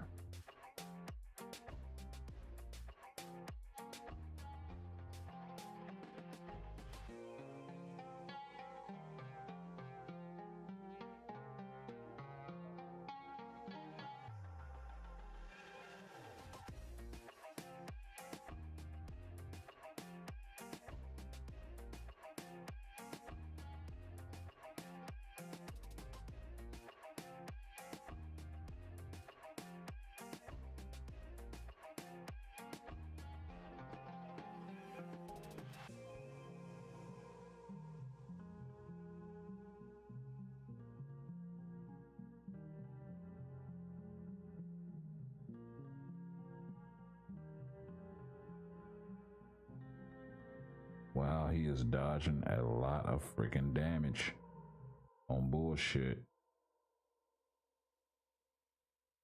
Okay, we canceled him that time.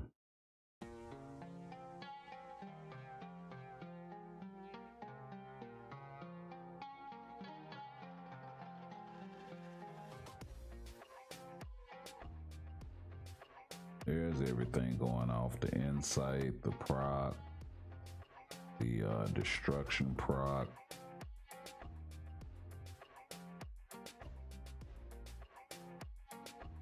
Still only at 400,000.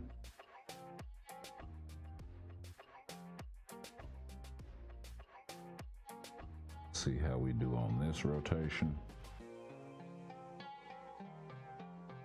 Didn't get all of the fourth skill.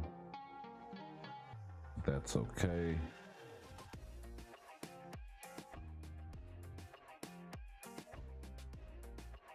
Okay, now we're starting to see some numbers a little bit. I think it's more just my play. I think that's holding him back than kit itself. That and the fact that he's not tier 4. I'm gonna get roared.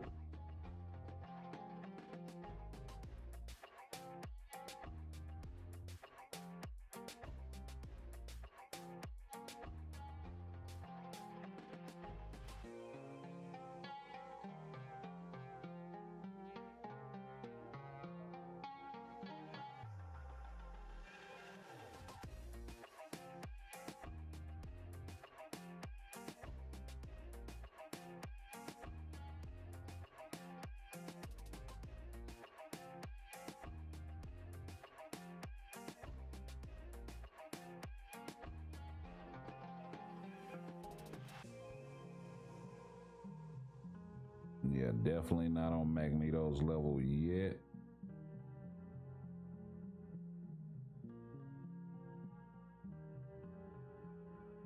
Oh wow, yeah, I definitely missed the proc there. Like completely. So yeah, maybe more of a rage character in this game mode than anything else. And then it's kind of tricky to hit with that 4th skill, so not having a rush will definitely help, I feel like.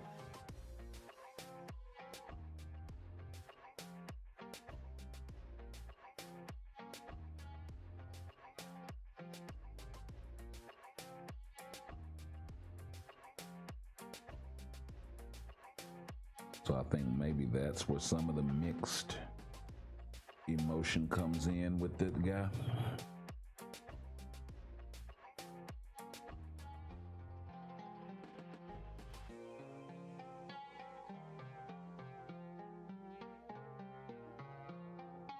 Time to go to work.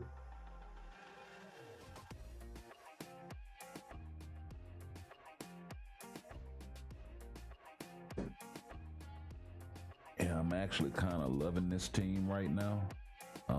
I actually meant to skip this one. But yeah, I'm actually loving this team right now. This Deadpool, Wolverine sort of thing. Now, I wonder if anybody's tested the metal of Gambit in PvP.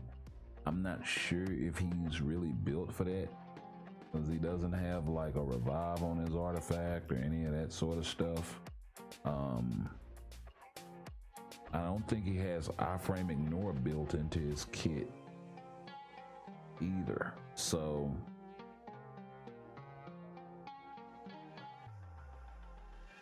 let me check on the forum page. Let me check for the patch notes too. They might have came early, seeing as how we got that kind of out of whack sneak peek. They did drop some other stuff. So greetings, Ages. This is in Fragment. We got you through the update that has been okay. This issue is a version up to fix inconvenience for our agents, and no other changes aside from the details below.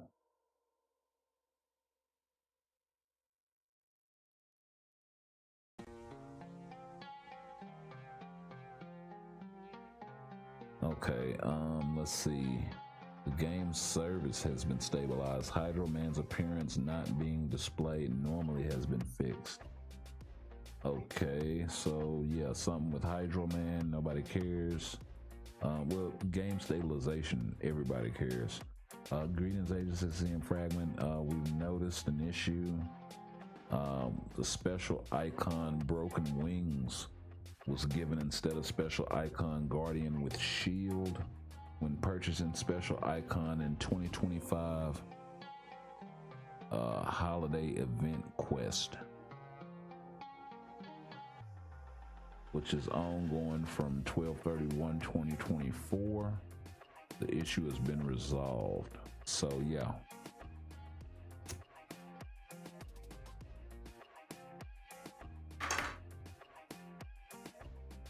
Couple of maintenance notice and bug fixes all of that jazz that they posted. When did they post this? Okay, so January 1st. So actually a while ago for that one, and December 31st. So yeah, this was going on during the new year, after the update. So yeah.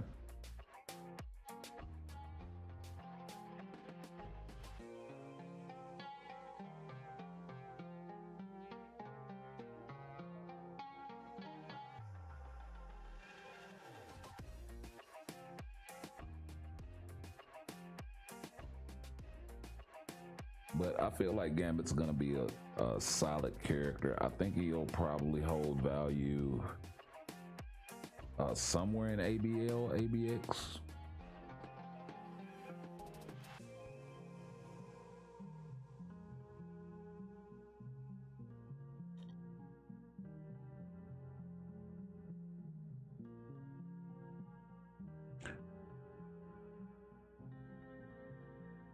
We'll take him into some more world boss stuff, and we'll see how he rocks out from there with the destruction as well.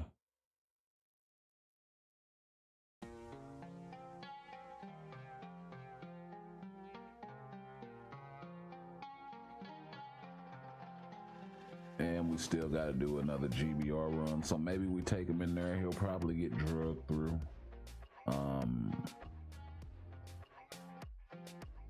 But I do think he has the DPS to be able to pull those game modes off.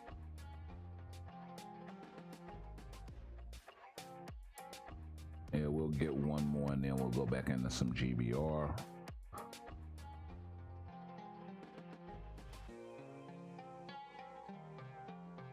We'll let my guy Deadpool deal with this guy if he can. Yes, sir. We gotta switch it up to my guy Wolverine, and we'll let him handle things from here on out since we have no more switches left.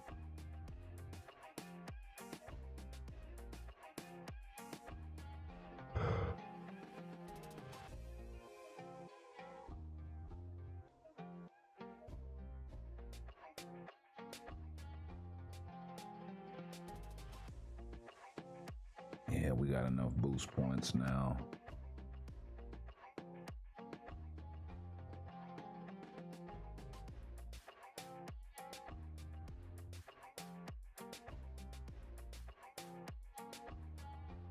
And not knowing what I know about Fury. Damn it, I already used him. Shit.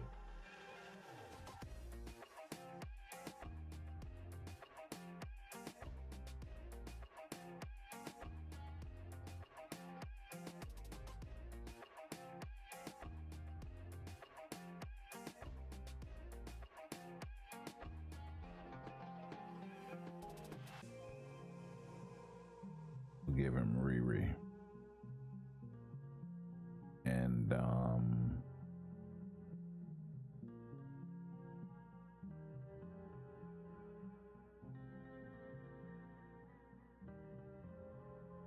wow, he doesn't have the Weapon Master tag. That's interesting. Kind of feel like they would have given it to a guy like Gambit.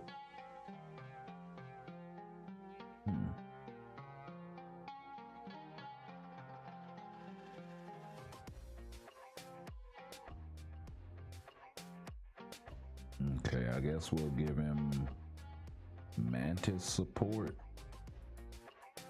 He's pretty solid. We'll see if we can get some of the boys in here.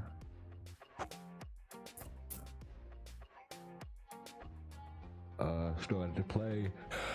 Hey, Doc Paradox, welcome to the channel. You started to play yesterday, and I know it's I want to know if Superior Iron Man is a good uniform to buy. If you're gonna get an Iron Man uniform, bro,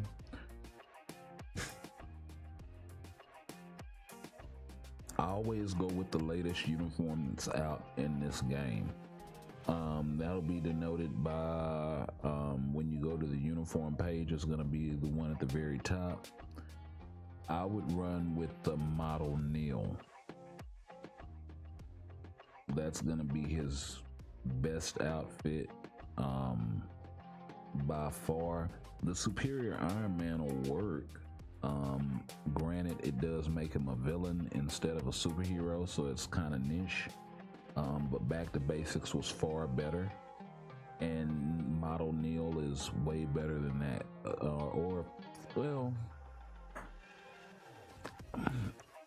If you have Back to Basics, you really don't need Model Neil, right? But if you have Model Neil, you really don't need Back to Basics. It's kind of a weird situation that he finds himself in. But in most cases, it's gonna be their newest uniform, unless there is sort of a special situation like this uniform for Wolverine came out before the Wolverine and Deadpool uniform, but this uniform is for PvE. This uniform is for PvP. You'll have special situations like that. Both of Deadpool's uniforms are like that. The handsome pool is his PvE uniform, and then the mask on is his PvP uniform. PvP, PvE, right? So Thanos is similar as well. This is his PvE outfit. This is his PvP outfit. So, and the skills are different, right? If you go in here, on this one, he doesn't have nearly the amount of survivability, but he has way more hits. And then the fourth skill, what is it? The third skill, I think, offers the frenzy buff, 45-45. And then the fourth skill gives him that penetration with some super armor, and then he has damage accumulation on the fifth skill. Whereas this uniform here, and then there's differences in the passives too. Let me go ahead and touch on that. You know, this I think is the same. His tier 2 passive, I think his 4-star passive changed. He's get the damage to super villains and superheroes with a 20% HP heal, and then the uniform bonus, he gets the additional periods to decrease basic damage received and 70% heal. Where if you get the Old Man Thanos or Thanos Wins outfit, and you look at the skill changes there, like I said, the tier 2 passive is exactly the same. The 4-star passive is exactly the same. On the second skill in this uniform, on the first skill, they gave him a heal, and they gave him iframe ignore that's active that he doesn't have in the other uniform. Third skill is exactly the same. Fourth skill has an increased all attack and all defense. It also has time freezing that isn't there, more of a PvP skill. And then he also has fracture, incapacitation, invincibility, and immunity to all debuffs, right? So more PvP centered uniform. The uniform bonuses are exactly the same, so it just depends on what you're looking for. But the general rule is to go with their latest outfit. In the case of a uniform like Psylocke Summer Vacation or Winter Ops Rogue, that are seasonal uniforms that are only available Krakoan Winter, anything with a seasonal type of theme. This is the Halloween outfit for Ghost Rider. You can only pick up during that season. They're really powerful though. This is also a seasonal outfit for Thanos. It's his spring outfit. And they usually hold their value for a long damn time.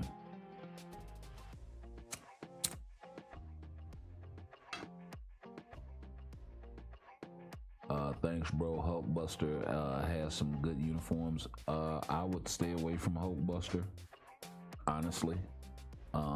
One, he's probably going to be most useful as a support for the machine team. So, honestly,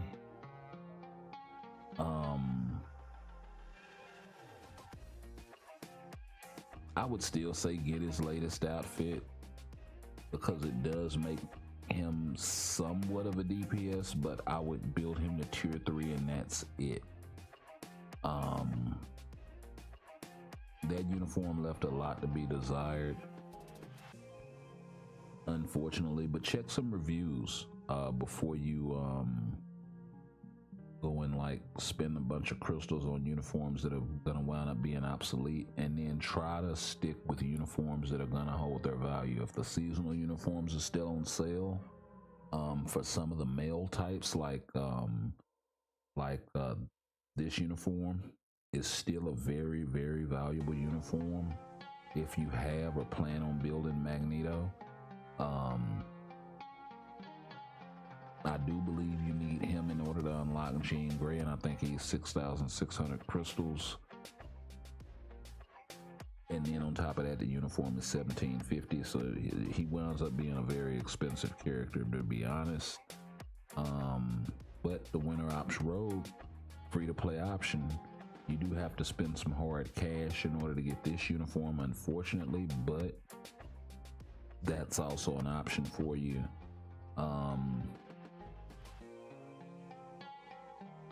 Who else? Gambit's seasonal uniform, of course. He is an exclusive character, which kind of sucks, but also another option. Who else is available as far as like a seasonal that's good for right now?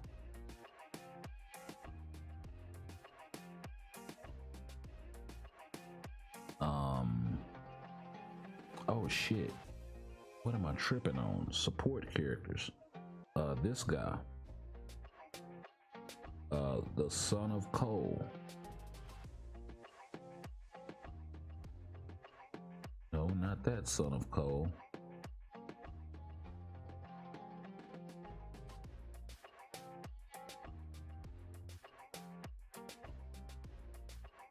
Oh, you just don't want to act right, do you? He's gonna take it off and put it back.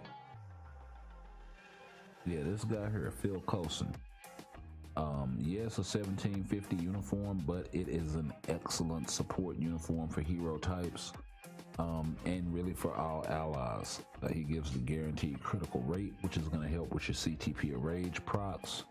And he gives the increased basic damage to supervillains by 50%, decreased basic damage from supervillains by 50%, and then for his uniform bonus for all heroes, he gives a 30% HP bump and 20% basic damage received reduction. So not a bad uniform at all for this guy. And it'll hold its value for years and years to come because of the support that he offers to your DPS types. Not really much of a leadership to speak of, unfortunately, but we kind of rely on Fury Coulson as a team for that.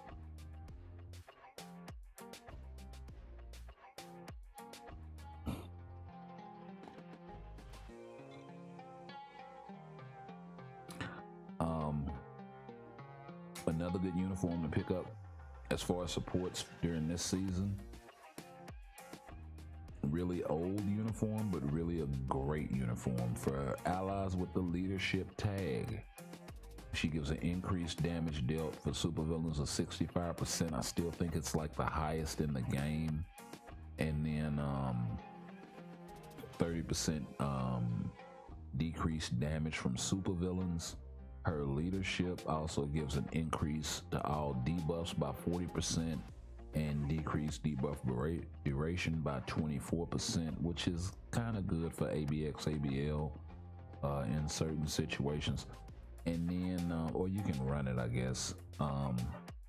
And then she also gives the increase all attack by 15%, chain hit by 10%, and ignore target dodge rate by 30% for superhero allies. So that uniform will also cost you some hard cash because you gotta do the tokens. You would have to go into the store here. Let's go main shop. Similar to how you would get Sharon Rogers' uniform, but you would go in here and you would buy something that offers you these bonus tokens.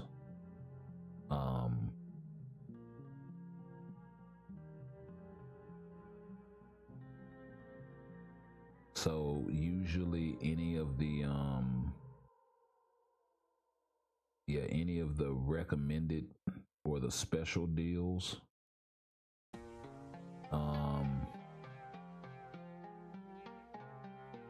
any of the special deals will give it, and then some of the growth deals. But go in there and look and see. Special offer for agents is a really good one because you get the 3,300 or the 3750 crystals, and then you also get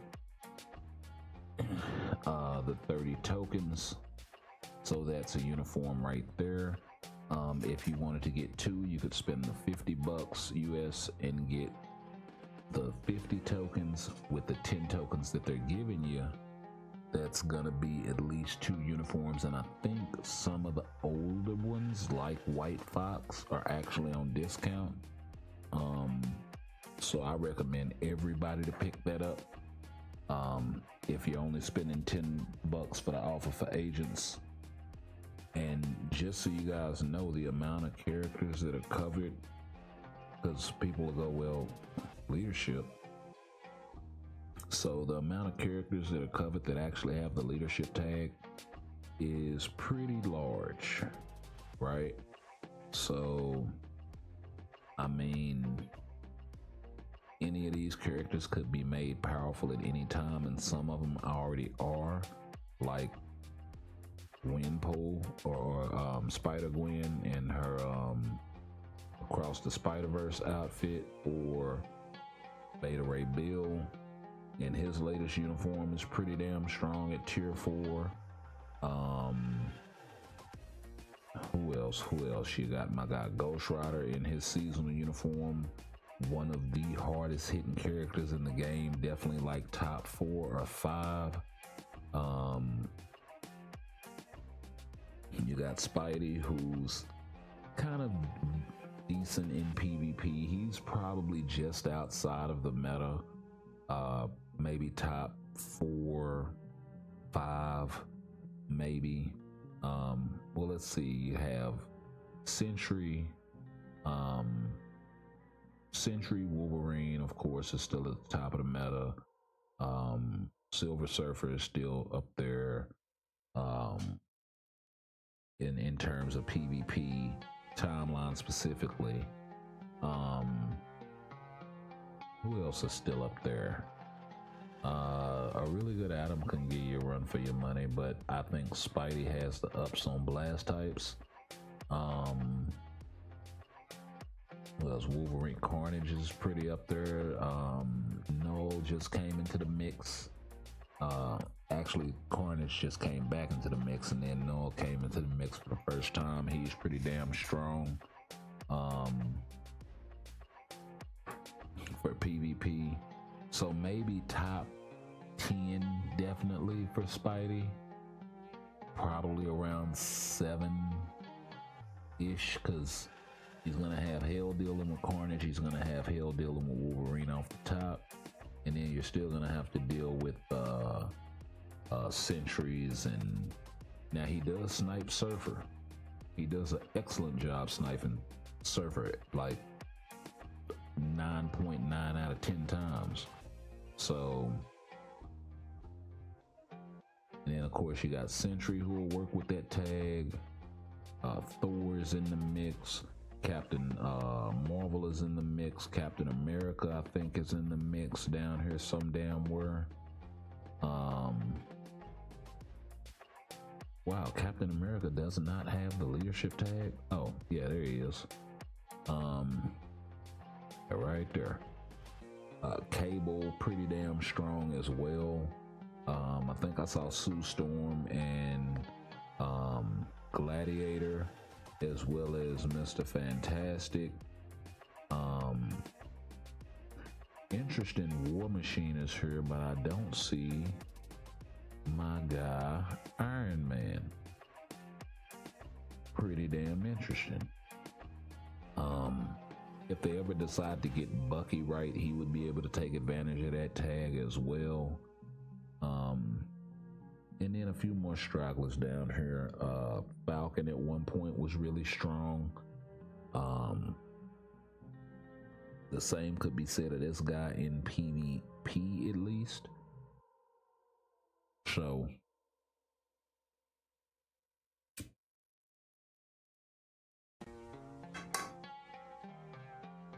and if they ever get my guy right, I will definitely be taking advantage of the leadership tag with my guy Nightcrawler in all instances that I can. So if they ever get my guy right. But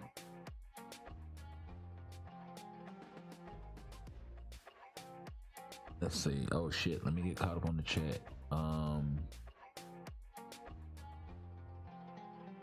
Still grinding dispatch, yeah. I'm gonna go back to it. I'm still grinding dispatch as far as the I'm gonna see what I can do with the snowman. I'm gonna try to get as close to that brilliant as I can. If I don't get it though, I'm not really tripping. I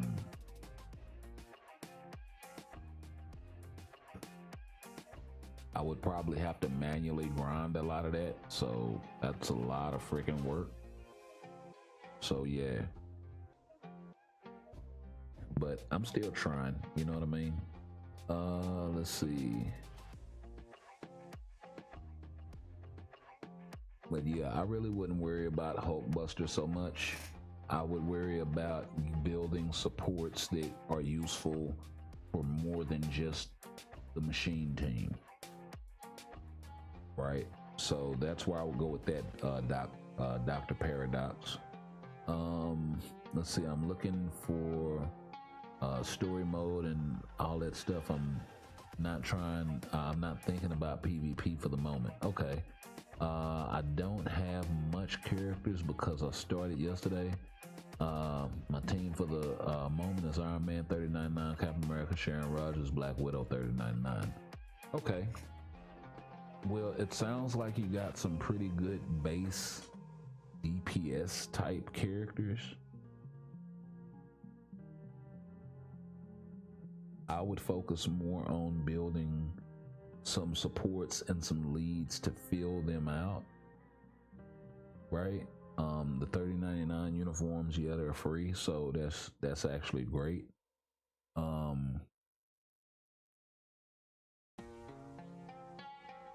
Whenever you get a chance, I would pick up probably that zombie Captain America uniform.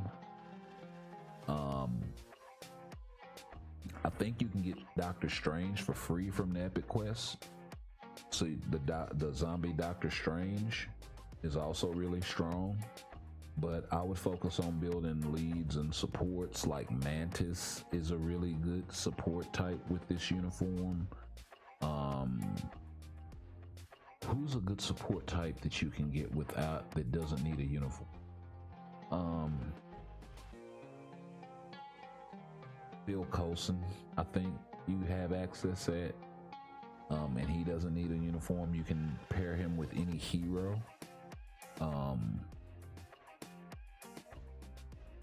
So I would pair him with Sharon Rogers.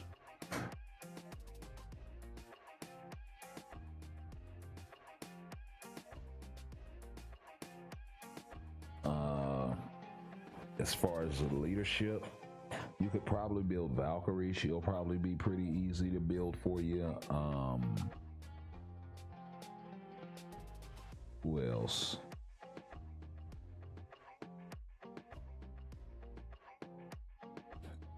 Yeah, Neil Iron Man is dope.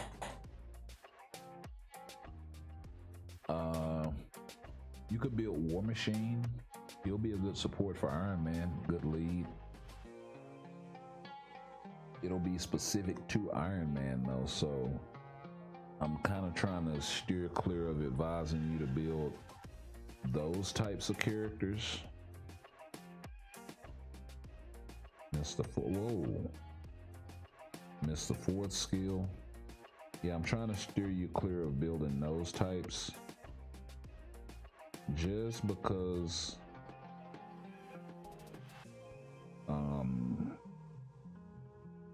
the more versatile leadership and supports that you have, it applies to all allies, it applies to all heroes, it applies to all supervillains. That's a bigger bucket than it applies to machine types, it applies to mutants, it applies to Inhumans, it applies to Spider-Man, it applies to Iron Man type of situation, right?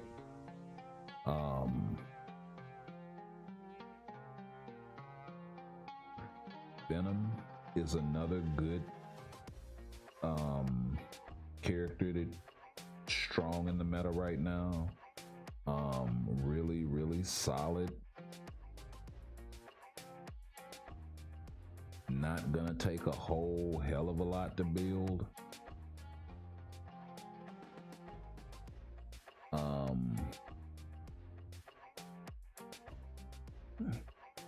As far as tier 4 and uniform and all of that,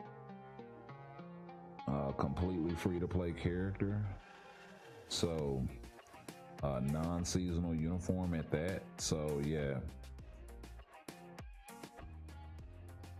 And you're not gonna have to worry about the uniform getting replaced anytime soon because it just like literally dropped like what, one update ago.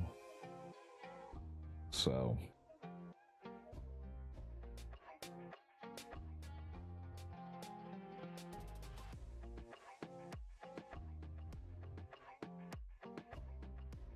then of course, if you can get your hands on this guy, I think they made him his bios exclusive though, but if you can get your hands on Sleeper, yeah, he's 30 bios daily. He was free whenever the update came out.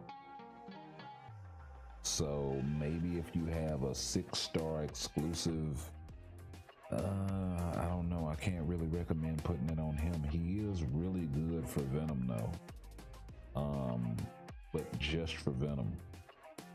He's got the 60% for Venom, but then he does apply 20% for all allies. And then for symbiote heroes, see, this is what I'm talking about with the specific type shit. You kind of want to steer clear of this sort of stuff. That's more later on. She's pretty good to build, actually. She has a really good leadership. Applies 65% damage to male types, which is a completely different damage multiplier.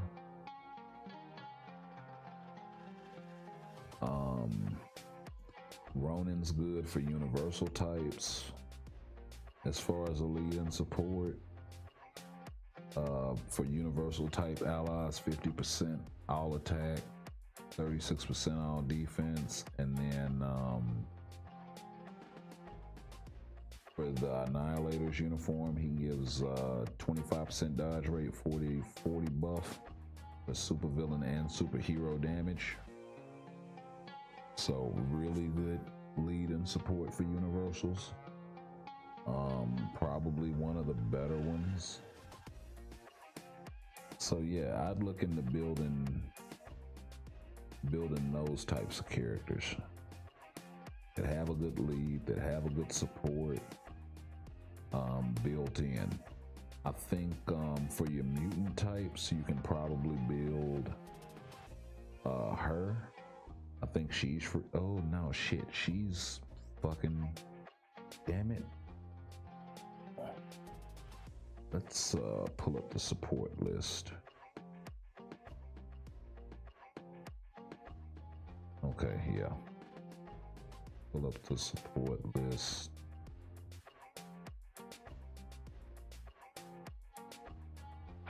Okay, so Wong is for magic types. Proxima is for the Black Order. Polaris is for mutant types. Cyclops has a really good leadership. Free to play friendly. Gives 45%, and then the ambient radiation gives in this uniform an additional 40%. Although I don't recommend buying this uniform. Wait for X-Men 97. Actually, I don't recommend buying any uniform for Cyclops at this point. I would just build him as a leadership. If you're gonna build him at all, I wouldn't build him to tier 4. I would probably stop at tier 3. He does have the ambient radiation in the base kit, but I think it's only something like 10%. Yeah. So, and it's energy attack. So make sure you're using that with an energy attack type character.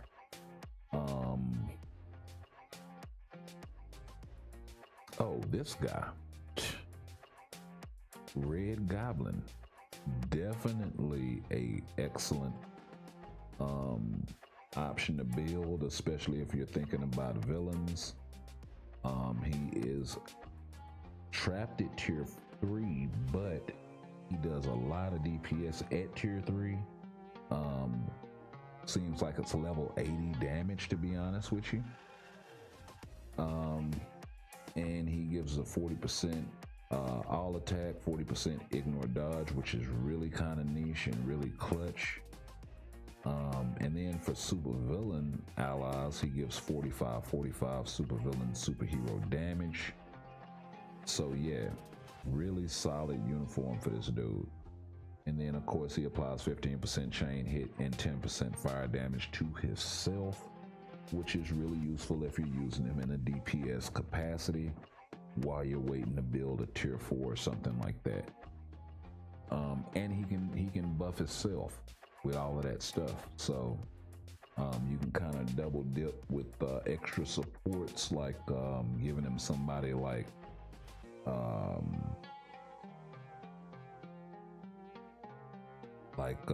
Shuri here, and giving him some additional supervillain superhero damage.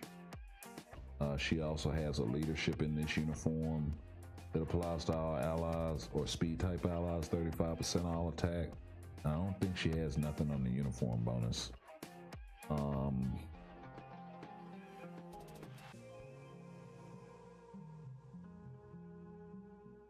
And then some characters are like best team specific, like for Ghost Rider, his best team is Ghost Panther. Because this guy offers for his leadership 30% fire damage, 15% crit rate, but then as a passive he offers an additional 50% fire damage and 45% supervillain damage with damage reduction from supervillains. And then you also pair that with Robbie Reyes,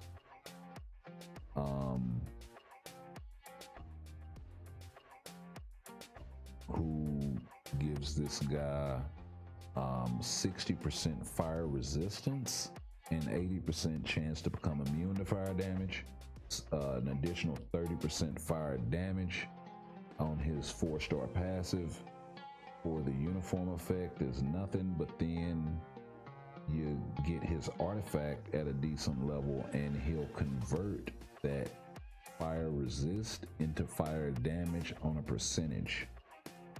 And Ghost Rider has a lot of fire resistance natively anyway, so the closer you get to the cap, the better in a situation like this. And the higher the star artifact that you have on your Robbie, the better. And this applies to all flame type allies. So kind of the best team for Ghost Rider, or really the best team for any fire type. So if you're thinking about rocking like a Jean Grey or something like that, or Human Torch also would benefit from this greatly.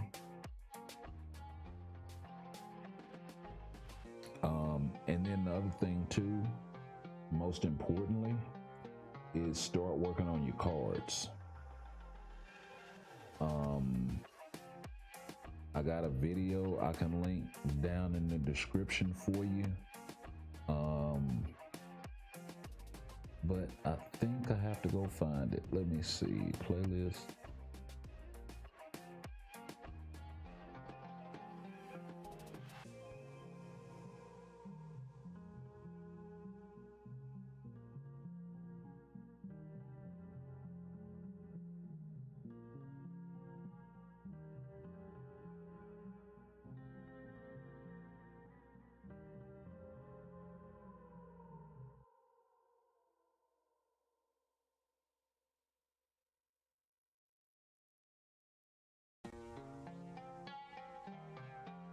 See, go back here, go here, and then we'll go here. Just bear with me 1 second.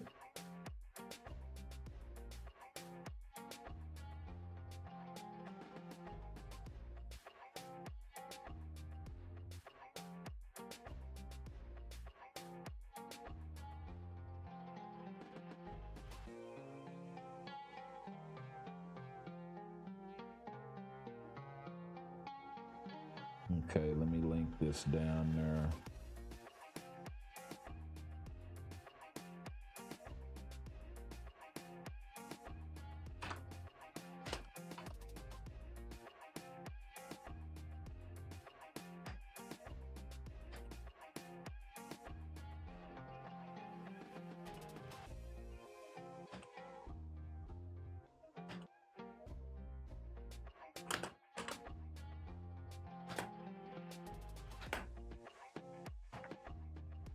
There you go.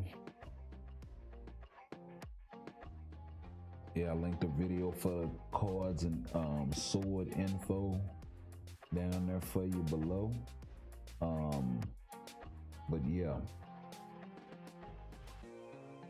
the most important part of your kit is gonna be your sword, your cards and your sword. Swords are probably going to be the fastest way to get a lot of attack and stuff like that, but cards are going to be like where you want to focus most of your attention, to be honest. Not saying you don't want to focus attention on swords, but cards are more important. One of the best cards that you can get early on is going to be this guy right here.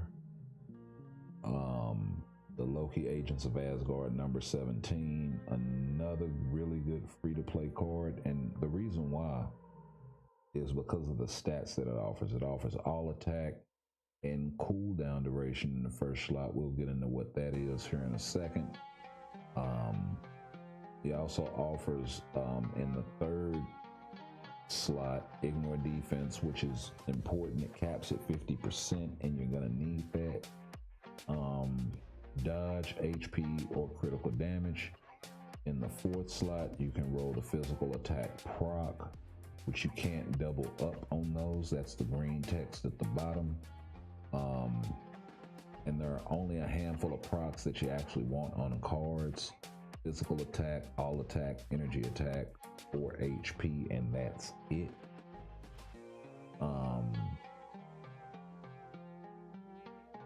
For this one, the fifth rollable option, you can run something like all defense, maybe some recovery rate, if it's a high enough quality. And then in this one, you're either gonna have to pick between physical attack or energy attack.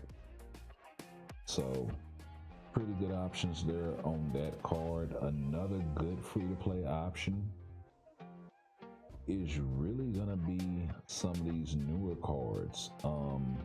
This thing has ignore defense and physical attack in the first 2 slots, really clutch. You can also roll all attack, cooldown duration, crit damage, HP. So really flexible options there. You also have some all defense that you can roll on this thing, some crit rate, and the last slot actually kind of sucks. I would probably run with something like fire resist or energy attack is actually pretty good.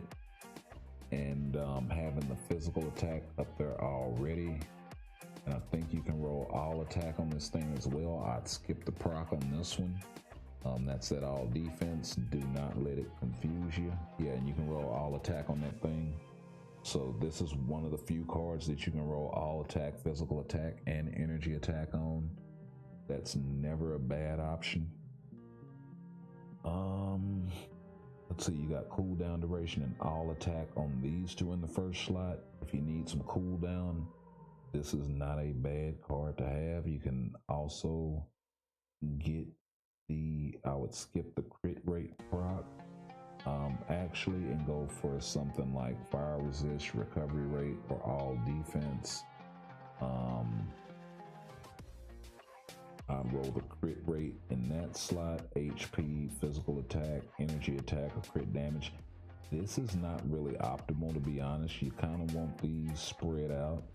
You never want to see physical attack and energy attack in the same slot on a card, because it makes you have to choose one or the other.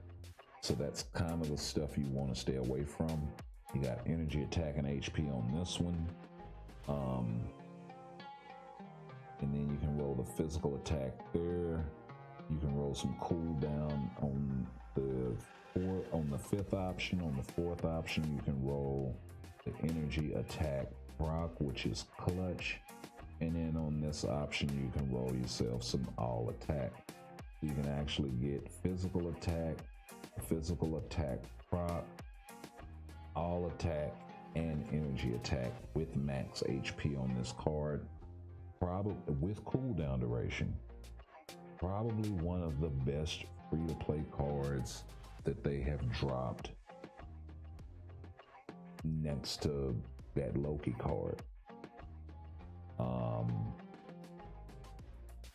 So yeah, and I think a lot of people sleep on that.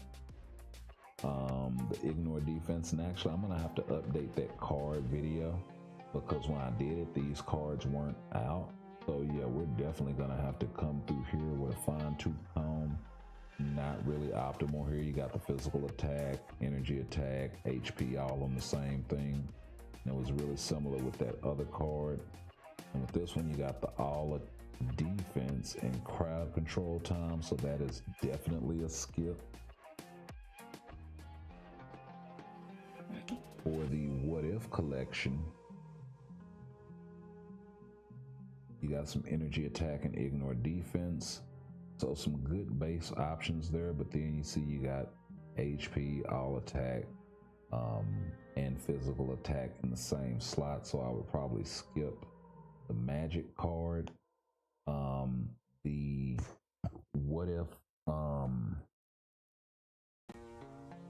Flash Thompson card. You got the physical attack and the crit damage in the top slot. The crit damage is kind of but for early on in the game, you're gonna need it. So it's really not that bad having it in that top option. And then you don't have to worry about it reappearing down there at the bottom, right?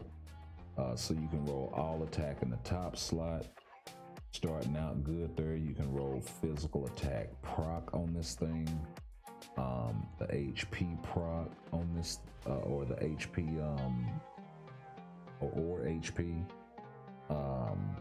You've got yourself some cooldown duration in the 5th option, and then in the last option you can get you some ignore defense or energy attack depending on your needs. This one you got some cooldown duration, but then you got physical defense, so that's definitely going to be a skip. And then for the what if Thor, it's also going to be a skip with the crowd control time and energy defense at the top there. So now these cards you actually have to gamble for, but they will give you additional Pierce of 1.5%. So I would be remiss if I didn't mention it. Having all 5 of these cards as like an equipped free-to-play friendly set, if you're running something like the Stark Stash and you get really lucky and you pick all of these things up and you roll them up to 6 stars and you get them at decent quality, you'll have yourself around 7% Pierce. And Pierce is one of the strongest things in the game.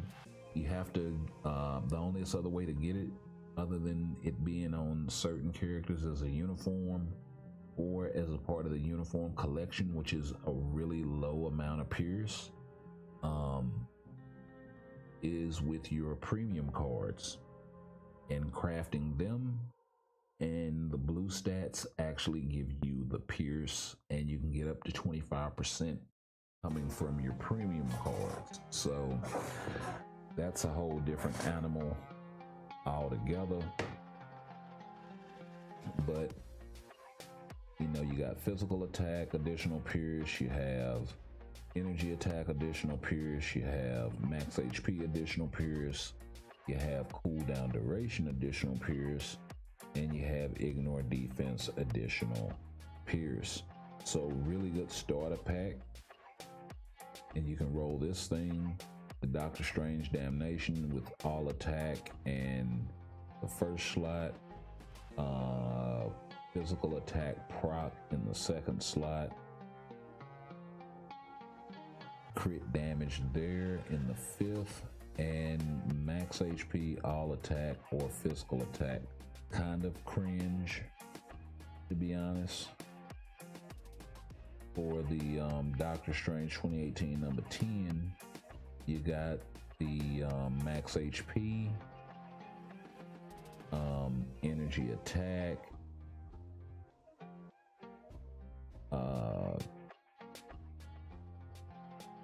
the all attack proc, interesting, very, very powerful. And then you got some more all attack, so you can actually double up on all attack on this thing with energy attack.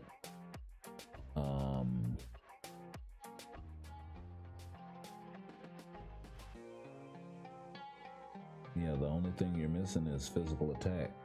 You don't have it in any of the optionals. So yeah, but doubling up with the all attack isn't bad, and then energy attack on top of that, not mad at that, not mad at that at all.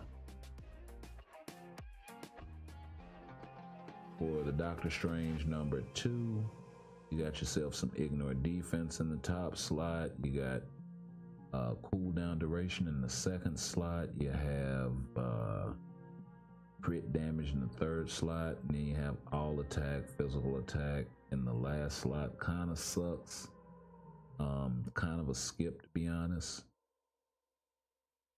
Then on this one you have physical attack up top, crit rate, crit damage, so you can take a pick. That's actually not bad.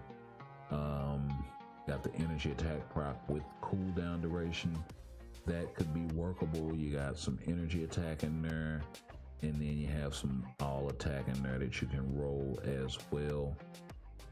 And then for the last one, the Oath number 2, You got yourself some cooldown duration, max HP in the top slot. You got yourself some dodge, maybe all defense, something like that. Which means all attack, energy attack. You're gonna have to take your pick, and that's not something you want to do. Not so much bad with crit rate and crit damage, but a lot worse with energy attack, all attack, physical attack. You kind of want to see those particular stats spread out so you can boost your attack level more. So yeah, out of that, I really wouldn't run that as a set. But if you want to get yourself 3 to 5% pierce out of it, yeah, honestly, just build your premium card.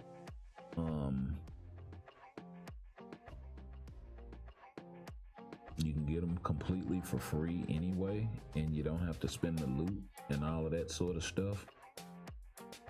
What else would be a good free-to-play option for you? We discussed the Loki card. We discussed the new cards. The Black Widow card actually isn't bad. It's got all defense, max HP, which all defense really isn't optimal,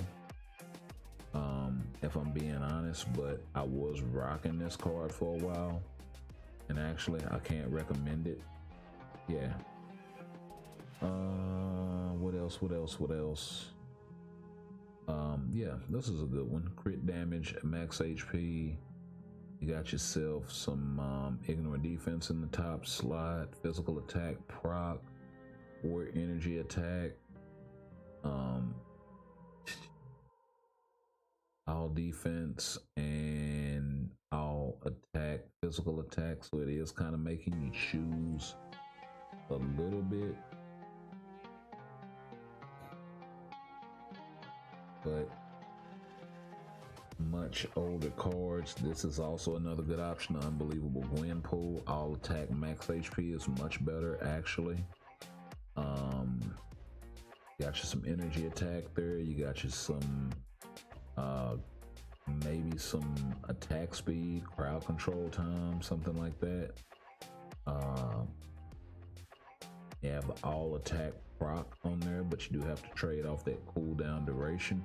Cooldown duration maxes out at 50%, and if you're in a level 30 alliance, you're getting 14% cooldown duration from them.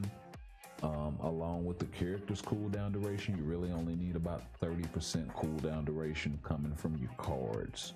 So that's kind of how that works out. And then of course crit damage coming from there. So not a bad option with the Unbelievable Gwen Pool. That premium card for Gwen Pool also isn't bad.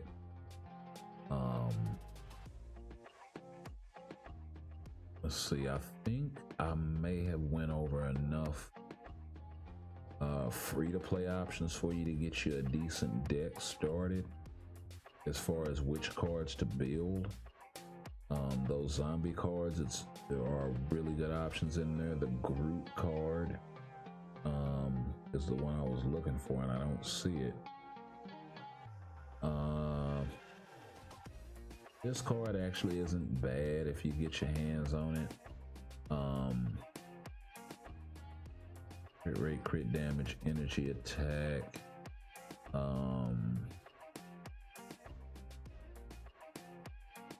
All defense, all attack, physical attack, cooldown duration. Really old card.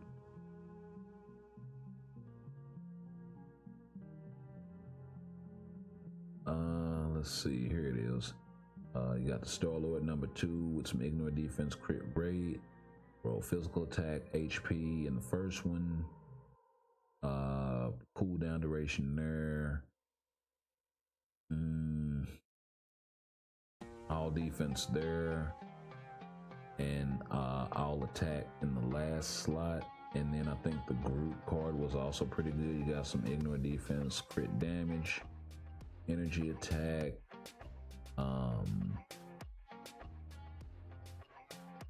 more cooldown duration, some more all defense,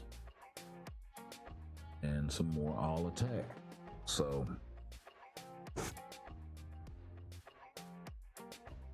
yeah, just go through the list, see what the stats are on the card. Stats that you want to focus on are gonna be getting your ignore defense up, getting your cooldown duration up to the cap. Once you're there, because those stats cap, then you want to go with stats that don't cap. Crit rate and crit damage also cap, so I would worry about those as well, but they're not as important as all attack, all defense. I mean, they are, but you know.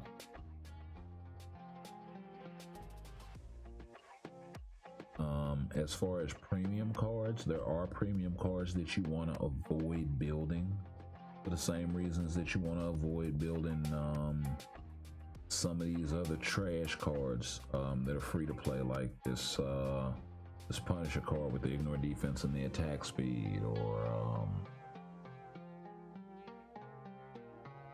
you know, something like this with cold resist in it. Stay away from cards like this. You know, these are cannon fodder to be fed to other cards only. But give me a second. I'm going to take a quick break and I will be right back.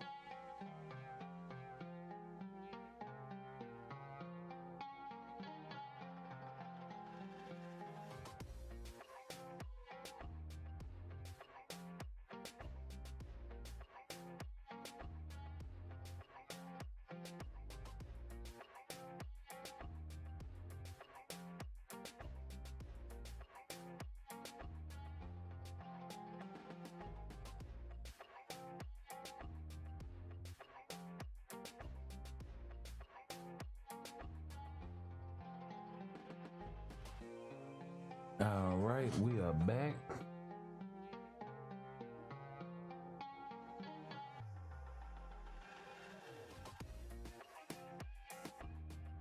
All right, let's see here. Let's see here. Give me 1 second.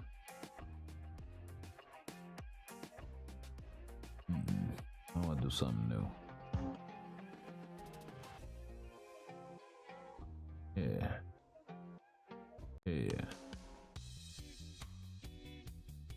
Let's rock out.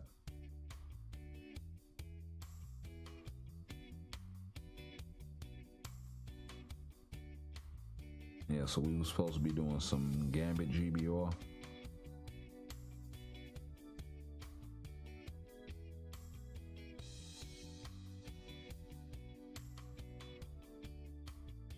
Is he already used? Oh, he's already used. Okay. So, and I'm done with GBR actually. So let's see, what else? You know what would be interesting?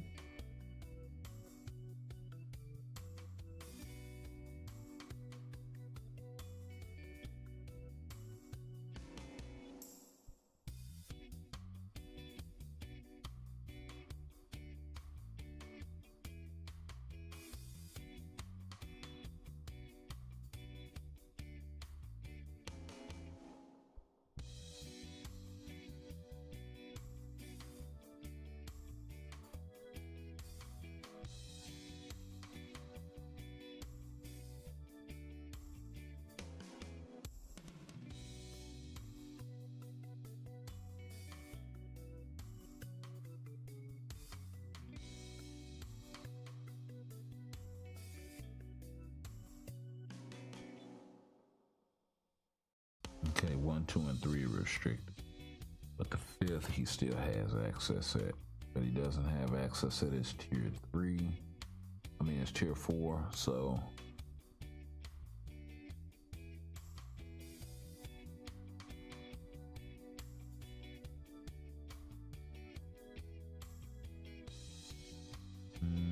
Let me see what you got.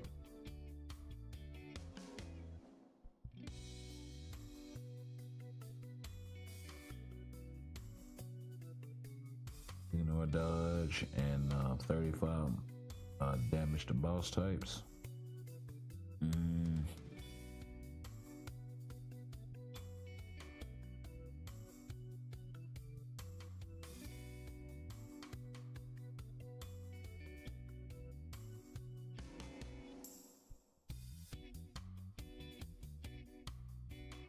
we'll throw Coulson out there. He's as good as anybody.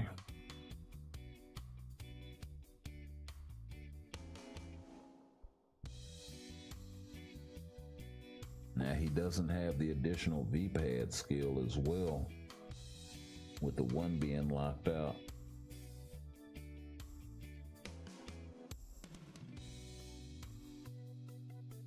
They ought to break this thing up into seasons where you have locked skills, and then one season where all of the skills are unlocked. Just so we can see what's up.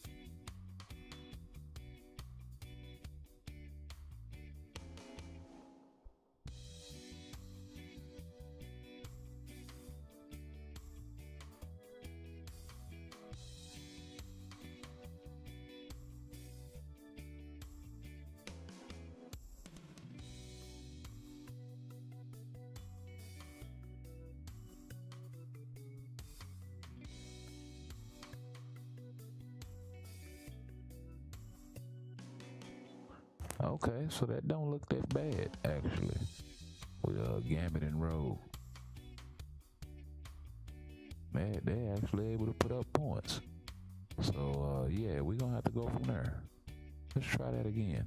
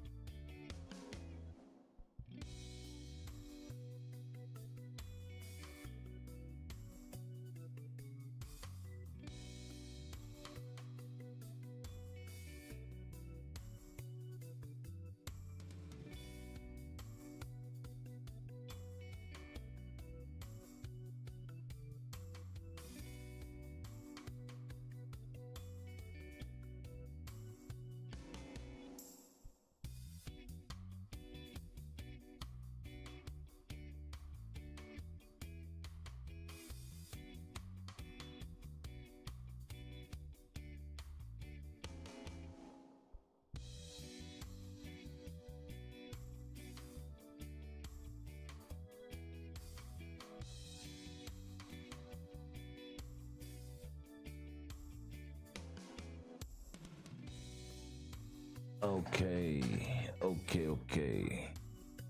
So, yeah, let's get caught up on the chat while we got this zombie shit going on.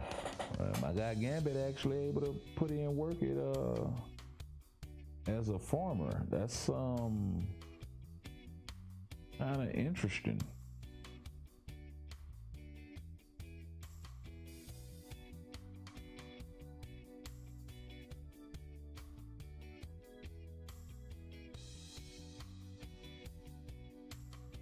And of course, Rogue and Magneto made a good team doing this as well.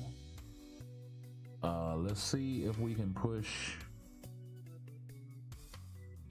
Well, no, we were only like 13, 14 seconds. I'm not sure if we can push a higher stage. Maybe if 30 seconds.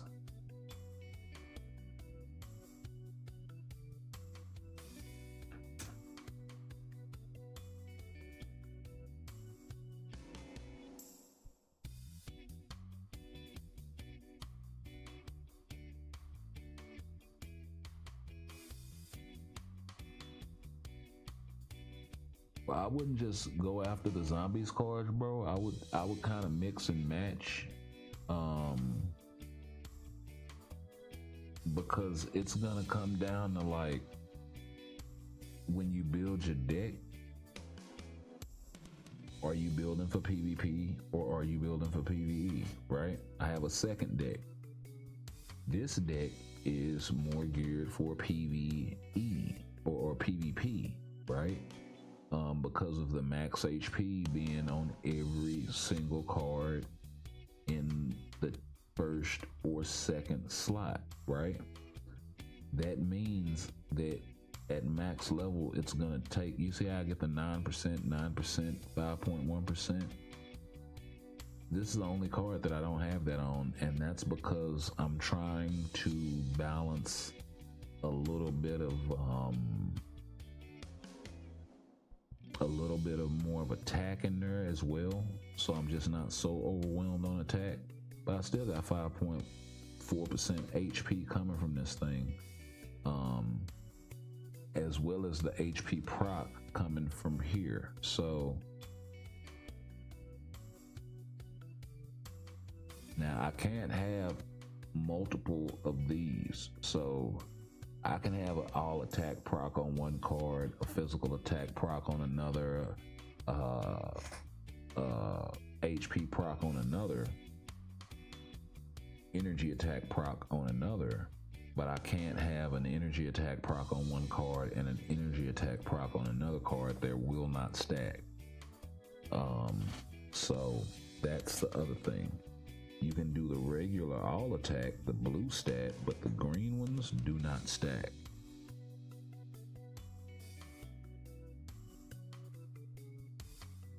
And then for the more PvE centered deck is more all attack, some ignore defense, some all attack, energy attack, crit rate, some all attack, all defense HP, some all attack, ignore defense, attack speed, which I'm probably gonna switch that card out, and then some max HP, all attack, attack speed, right? With some movement speed. Yeah, that's neither here nor there. I could really go for some cooldown duration on there, or some crit damage, or some crit rate, or some fire resist, which will be converted by my Ghost Rider team for attack, or at any rate will help me out in Jean Grey World Boss Legend defensively. So there's those two caveats, but that's the only resist in the game that's worth it, is fire resist. Cold resist may be worth it to a degree because you can convert some of that with Luna, but I really wouldn't go for it as a part of building my card set. It's more of a stat that you settle for, right? But then I got energy attack, physical attack on this thing, which is great. You got crit rate, physical attack, max HP on the blue slots. You got ignore defense, energy defense, which kind of sucks. I would rather have crit rate or crit damage, but this is quality 6 and there's only one slot in here that's bad, so I said, well, I'll wait before I re-roll it.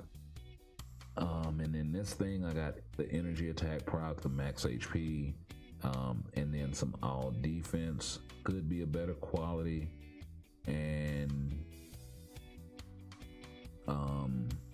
but I do think I have the best in slot stats. I think I can switch, yeah, because I got energy attack, all attack. I think the HP can be flipped to physical. Nope, must be on the attack prop. Yep, and I'm not giving up 20% energy attack or 5.4% physical. That's just crazy. Yeah, it's on a proc and it's on a 15-second cooldown and it's only a 5% chance, but when it goes off, it really ramps. So much better. I would probably settle for physical attack if it rolled quality 7, but yeah.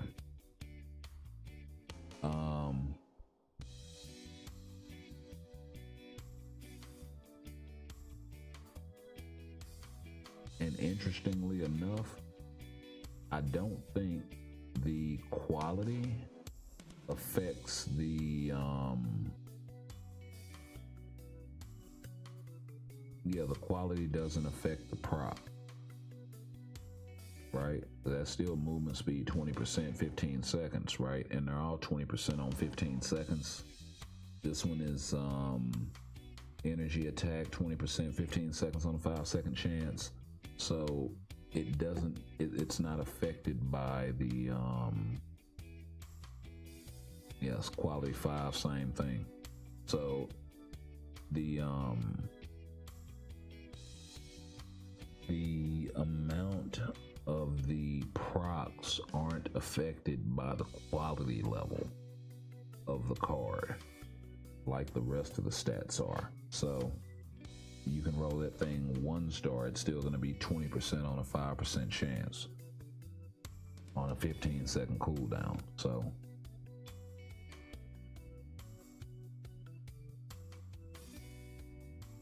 and then this thing, the only other thing I could roll on here would be physical attack instead of max HP.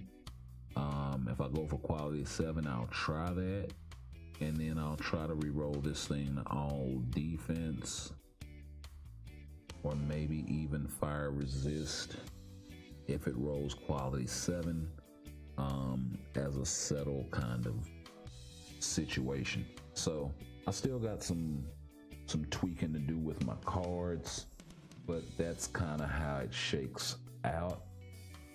When you go to the view card effects, these are the effects that I'm getting from all of those cards combined. I'm getting a whopping, we'll point this stuff out up here, but 53% energy attack is nice, and that's coming from the first deck. 21% physical attack with 73% all attack, right? So for the physical attack, I'm actually doing, you would have to add the all attack to the physical attack, and you'd be doing what, 94% physical attack. For the energy attack, I'm doing, what is that, 126, almost 27 energy attack, 34% ignore defense, 13% additional pierce, which is a crafted stat we have to talk about, 34% critical rate, 15% critical damage. I didn't know my crit rate went that damn high. And then for the HP, I'm rolling 47%. All of these resist, fire resist, cold resist, lightning resist. None of this shit matters, and I really want to get this out of my cards and convert that to stats like physical attack, energy attack, all attack, HP, stats that do not cap. Settling for things like all defense, I'm good with. On a crafted stat, maybe dodge is another good one. On the outside chance, something like physical or energy defense. wouldn't be bad, along with a recovery rate or something like that. Because all of the other stats cap, all attack speed caps at 130, crit rate caps at 75%, I think. Critical damage caps at 200%. Ignore defense and ignore dodge. Ignore dodge caps at 100%. Ignore defense caps at 50. Pierce on cards caps at 25%. I think dodge caps at 75%. I'm not sure what the resistance caps are, but it's not an important stat anyway. And then movement speed isn't important enough to really worry about a cap. You really wouldn't want to put a lot into that, or anything into that really. And then cooldown duration caps at 50%, but with the 14% coming from your alliance, that puts me automatically at what is that, 46%. So I only need like 4 or 5% coming from the character itself. And then the way my PvP deck stacks up to that, we've got a little bit more max HP. We're gonna wound up having a lot more max HP on this deck. The Pierce is a work in progress, of course, and then the all attack, if we can get somewhere in the neighborhood of around 100 to 110%, I'd be good with that. With the max HP proc and all of the other ones, all attack, maybe even the all defense proc, if I can get a decent enough card. But defense is one of those stats that's easy to bypass with other effects, so I tend not to lean on it too terribly tough. So yeah, that's kind of where I'm at with that, and that's cards kind of in a nutshell. As far as your swords, you get these from Otherworld Battle. You go in there, handle your business in there. You get the material to build your swords. As you build them, and we'll enchant I guess one right quick and see if we can get those up to 6 stars. But what's gonna wind up happening is you want all of the colors to be the same, and there are 6 different colors for the swords. Whatever color winds up being the majority on the swords when crafted, and I'm just doing this right quick to show you, but yeah, this was a really trash run. But say I craft this Sword of the Unknown, right? Now I can come in here and I can awaken this one. Now when I awaken this sword, it's gonna be the majority of the color typing, right? And you have 6 different swords. In this case, this turned into a scarab sword, which offers these stats. You equip it and you get these stats. Okay, the higher the quality, the better the sword. And you really got to work at this to get 4, 5, 6 star, 6 rune swords. The highest I've been able to achieve so far is this Dexterity Soul Sword. And it gives you the crowd control time and all of this stuff. But the main stats that you want from these things are gonna come from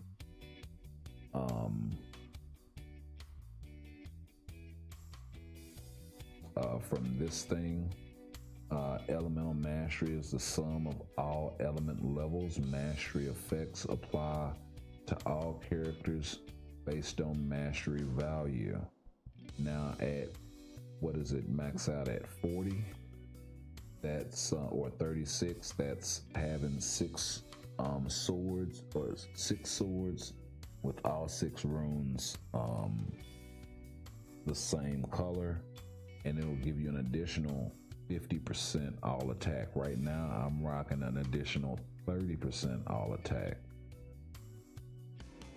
In addition to that, I also get an additional 9% all attack, 5% energy damage reduction, 7% pierce decrease.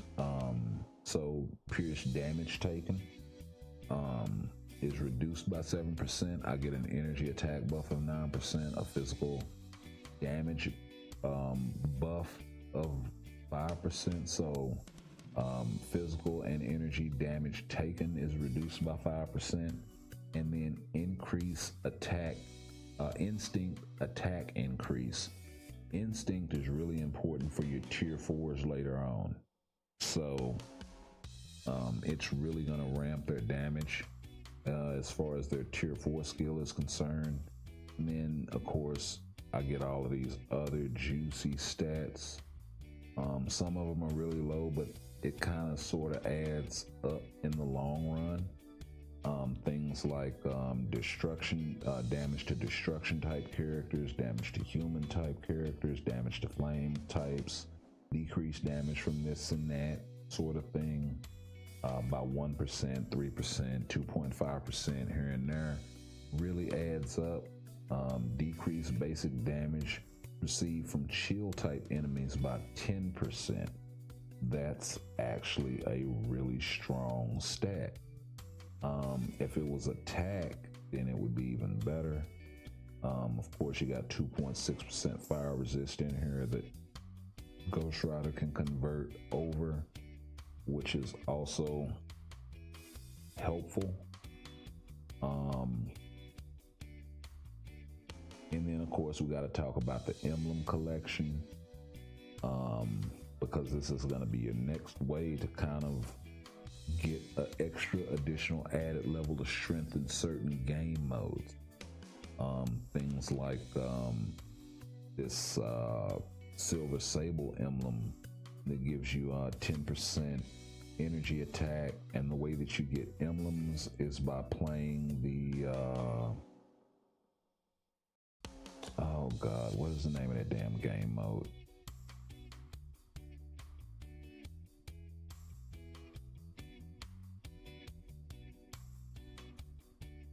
The Converging Fates, Multiverse Saga, and the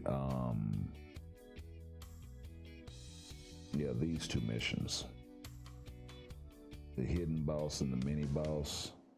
Once you get to the end, you'll be able to get this. I think for one of them you actually have to get with crystals, but you go in here, you'll get these materials, but then you also have the option to get these emblems. There's still a few that I'm actually on the hunt for that I have not gotten yet, like this Spider-Man emblem. Maybe this is the day that I get it. I don't know, but I doubt it. Yeah. So still hunting for this guy. But there are a lot of free emblems in here. Yeah, still don't have the War Machine emblem.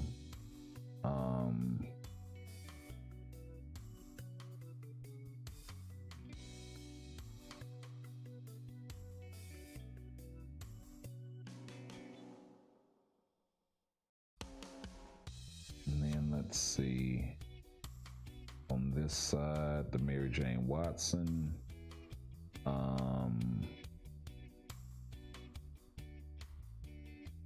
Tony Stank.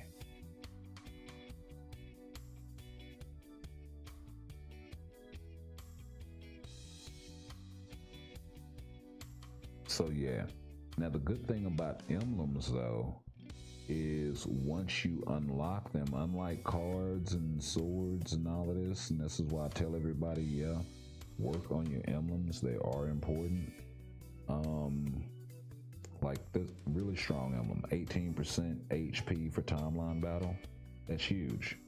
You know, decrease pierce damage taken in timeline battle by 12%. But then you also have stuff in here that'll help with things like world boss, you know, increase fire damage in world boss, increase physical attack in world boss, you know, and then they have other emblems as well. So really, really good stuff. Man, I'm gonna be in there. Why you got hero? Hey.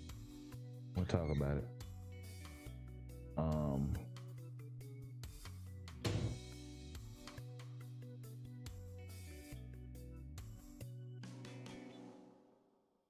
So yeah, and then as you level these guys up,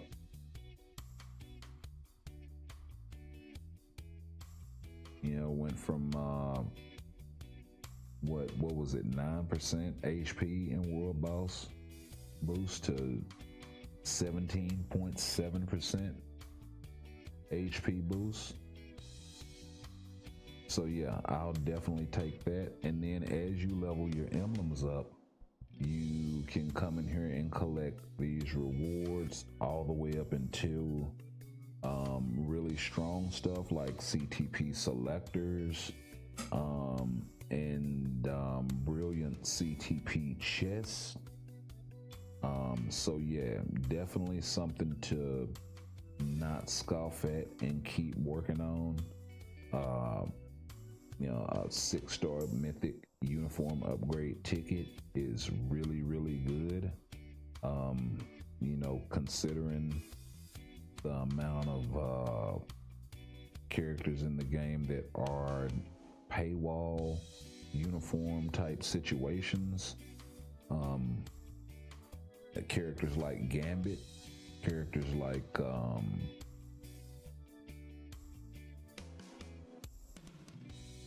who else is a paywall sort of situation as far as their biometrics are concerned. If you're so interested, like say you're a Professor X fan, you want to build him at all costs to tier 4, that uniform upgrade ticket is going to be clutch for him. You know, not so much a character like a Sue Storm, Emma Frost at one point, or whenever she gets her X-Men 97, if she gets something for that, or they do a Hellfire Gala Part 2 or 3 or whatever the case may be, would definitely rock that out. Let's see, do you know how I can upgrade War Machine 6 red stars quickly? Yeah, if you get your hands on these guys, mastery tickets, they make them from 2, 3, 4, 5, and 6 stars, but they are kind of hard to come across. And I really wish it would tell you where you unlock some of this stuff.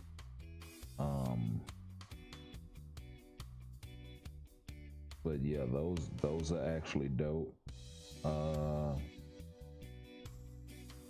The other way though, oh, well, I actually have an emblem in there. I mean, I actually have a special icon. Yeah, go ahead and use that. They can go in there, get out of my inventory sort of situation.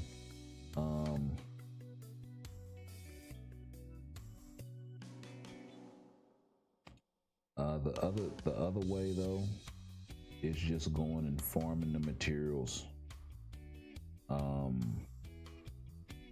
Mastering a character, doing the mastery for a character really isn't terribly difficult. You just need the mastery materials for War Machine. He's going to use, I think, combat type mastery materials. And I think you get get those from Dimension Mission and the Dimension Mission support shop. So if you're playing your Dimension missions, you can go in here and you can buy these things. You can also get them from the not that support shop, but you can get them from the Glory Token shop, and you can get them from not the Dimension chest.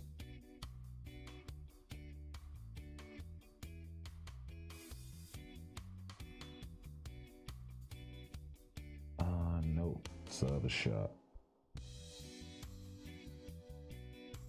The dispatch shop. As you re-roll, they'll pop up every now and again. Some of this stuff costs gold. Some of this stuff costs tokens. Some of it costs crystals. I would go after the stuff that costs tokens. You get these tokens from doing your Dimension missions. Some UK right there. Let's snatch that up. And let's snatch up them Phoenix feathers as well. And let's snatch up these bios as well. And we'll skip that. Keep your crystals, be careful.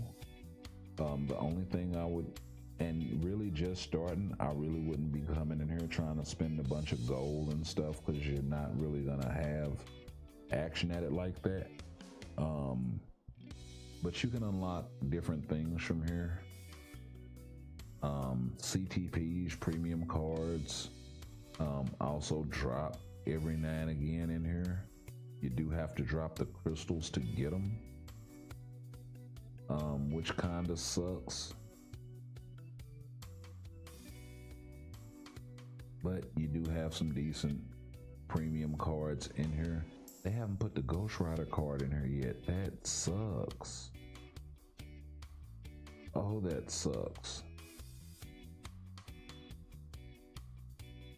But you know, Guardians of the Galaxy best story ever, the Cable card, the Baby Spidey card, the Gwenpool card, all really good options. For free to play, the Luna Snow card is also in here. And then of course Crescent and White Fox. So yeah, really good options. I would steer clear of building Loki number 1, Loki number 2. The only Loki card I would build is Loki number 17, the non-premium card. The premium Loki cards suck.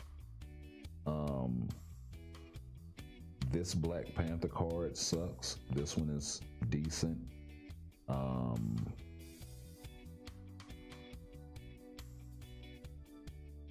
Yeah. And then the others are kind of PvP oriented. You can also get CTPs out of this thing. They did put a conquest in here, which is actually dope. But yeah, that's kind of how you want to go about that. You also see 6-star cards in here, which is actually clutch. We can definitely use some BAM.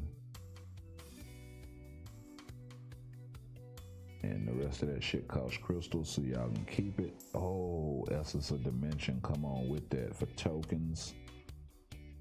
And mutant materials, yes, I will definitely take mutant materials. Chaos and Orange Stones I really don't need. Oh my goodness. More Titan component packs. I will definitely take that. I will definitely take the uniform upgrade chips. And the bios, y'all can keep it. I'll take the Awakening Crystals, why not?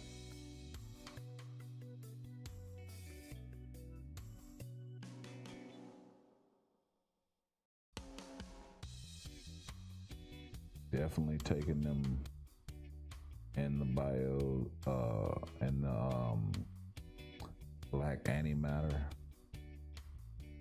and the bios, and definitely the hidden tickets.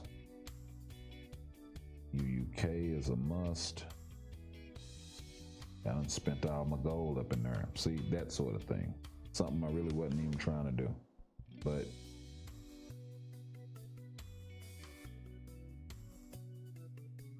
know, that's a good way to go about it. You can also craft those materials depending on if, say, you're over on other materials. But early on, I would kind of stay away from that because that's going to use up a lot of your gear up kits, and you're probably not going to have enough to do a lot of that converting early on. What you do want to do though is early on, if you're not planning on building a lot of mutants, I would use those materials to come in here and craft yourself cards, right? And then you can turn around and build these things up. And as far as the cards that are available, there are no premium cards in here, but it's a really good way for you to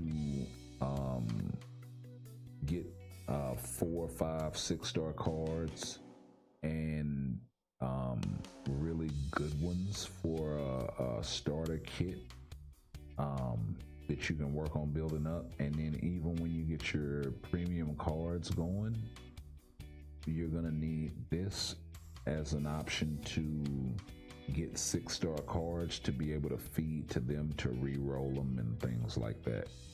So like, say if I wanted to come in here and, well, we'll do it on the second deck because I'm not using it right now anyway. And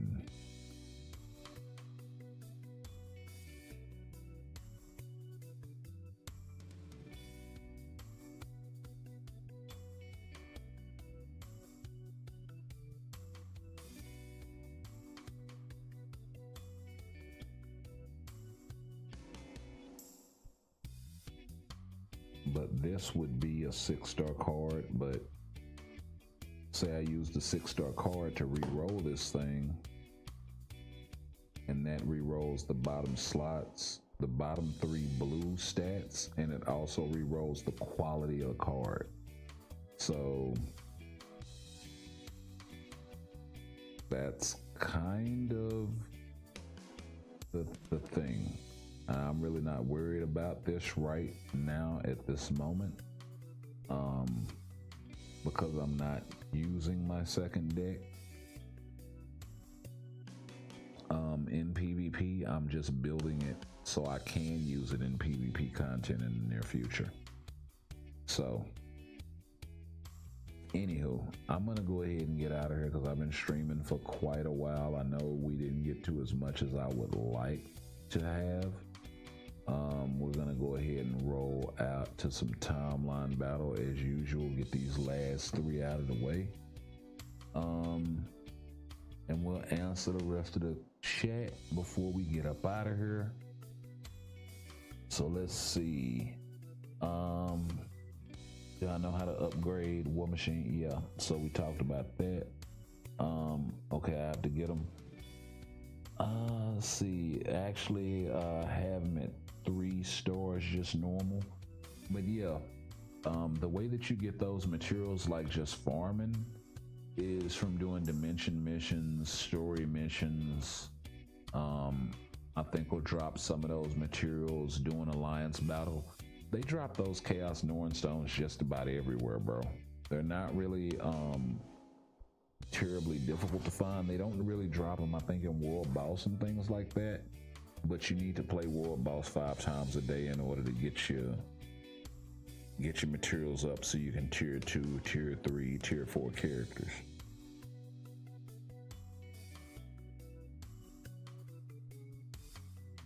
And then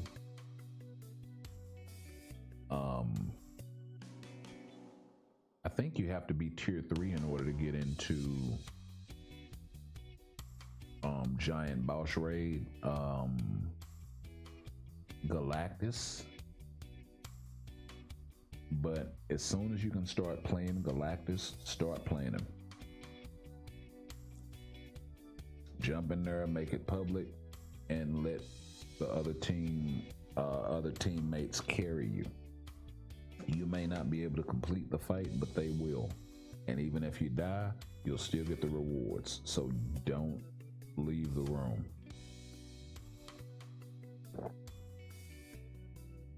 And that goes for any giant boss raid. That goes for giant boss raid Dormammu, Galactus, but you have to have tier 3 characters minimum, I think, to get into Dormammu for sure, and I think to get into Galactus as well.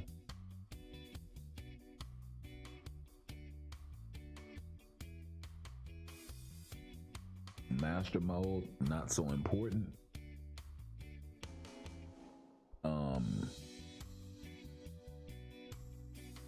But Dormammu and Dormammu drops all of your tier 4 materials, and then Galactus will drop one of your tier 4 materials that you need. But it's all a shared pool, so if you can play Dormammu, I recommend him. If you can't play Dormammu for eligibility reasons, I would play Galactus and get your rewards that way.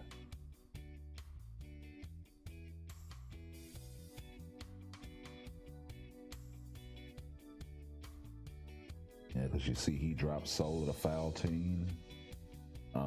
He drops Soul of the Faltine and the books that you need, along with the rest of the materials.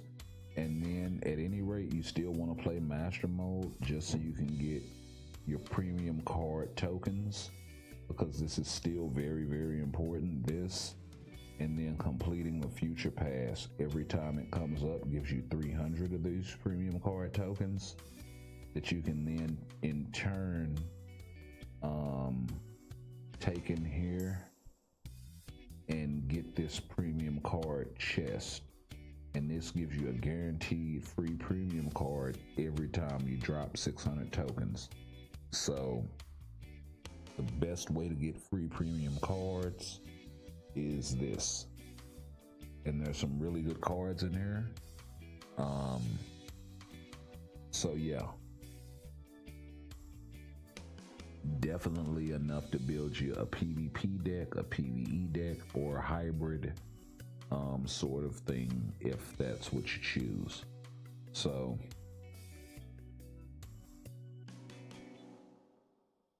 good luck, my guy.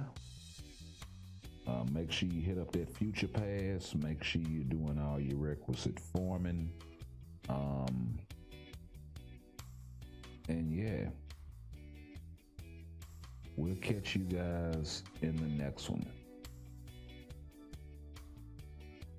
Peace.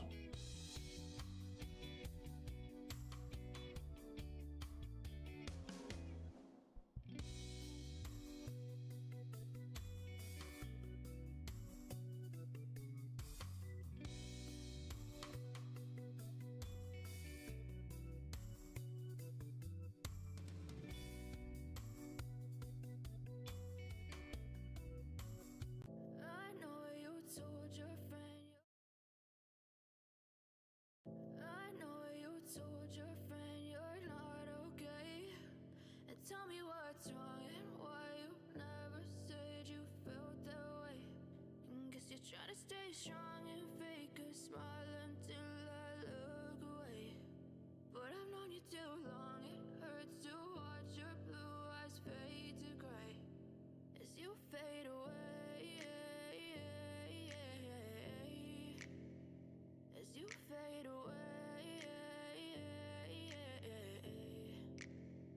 Yeah, I'm about to fade away, cause every time I wake up I feel like it's Monday. Something's going wrong with all the chemicals up in my brain. All of a sudden I don't look at anything the same way. Gotta build up of my thoughts sitting in an ashtray. I'm sorry that I'm so inconvenient, okay. Just let me be me and I'll stay out of your way. I can see the way you look at me, I'm such a disgrace. I never really asked to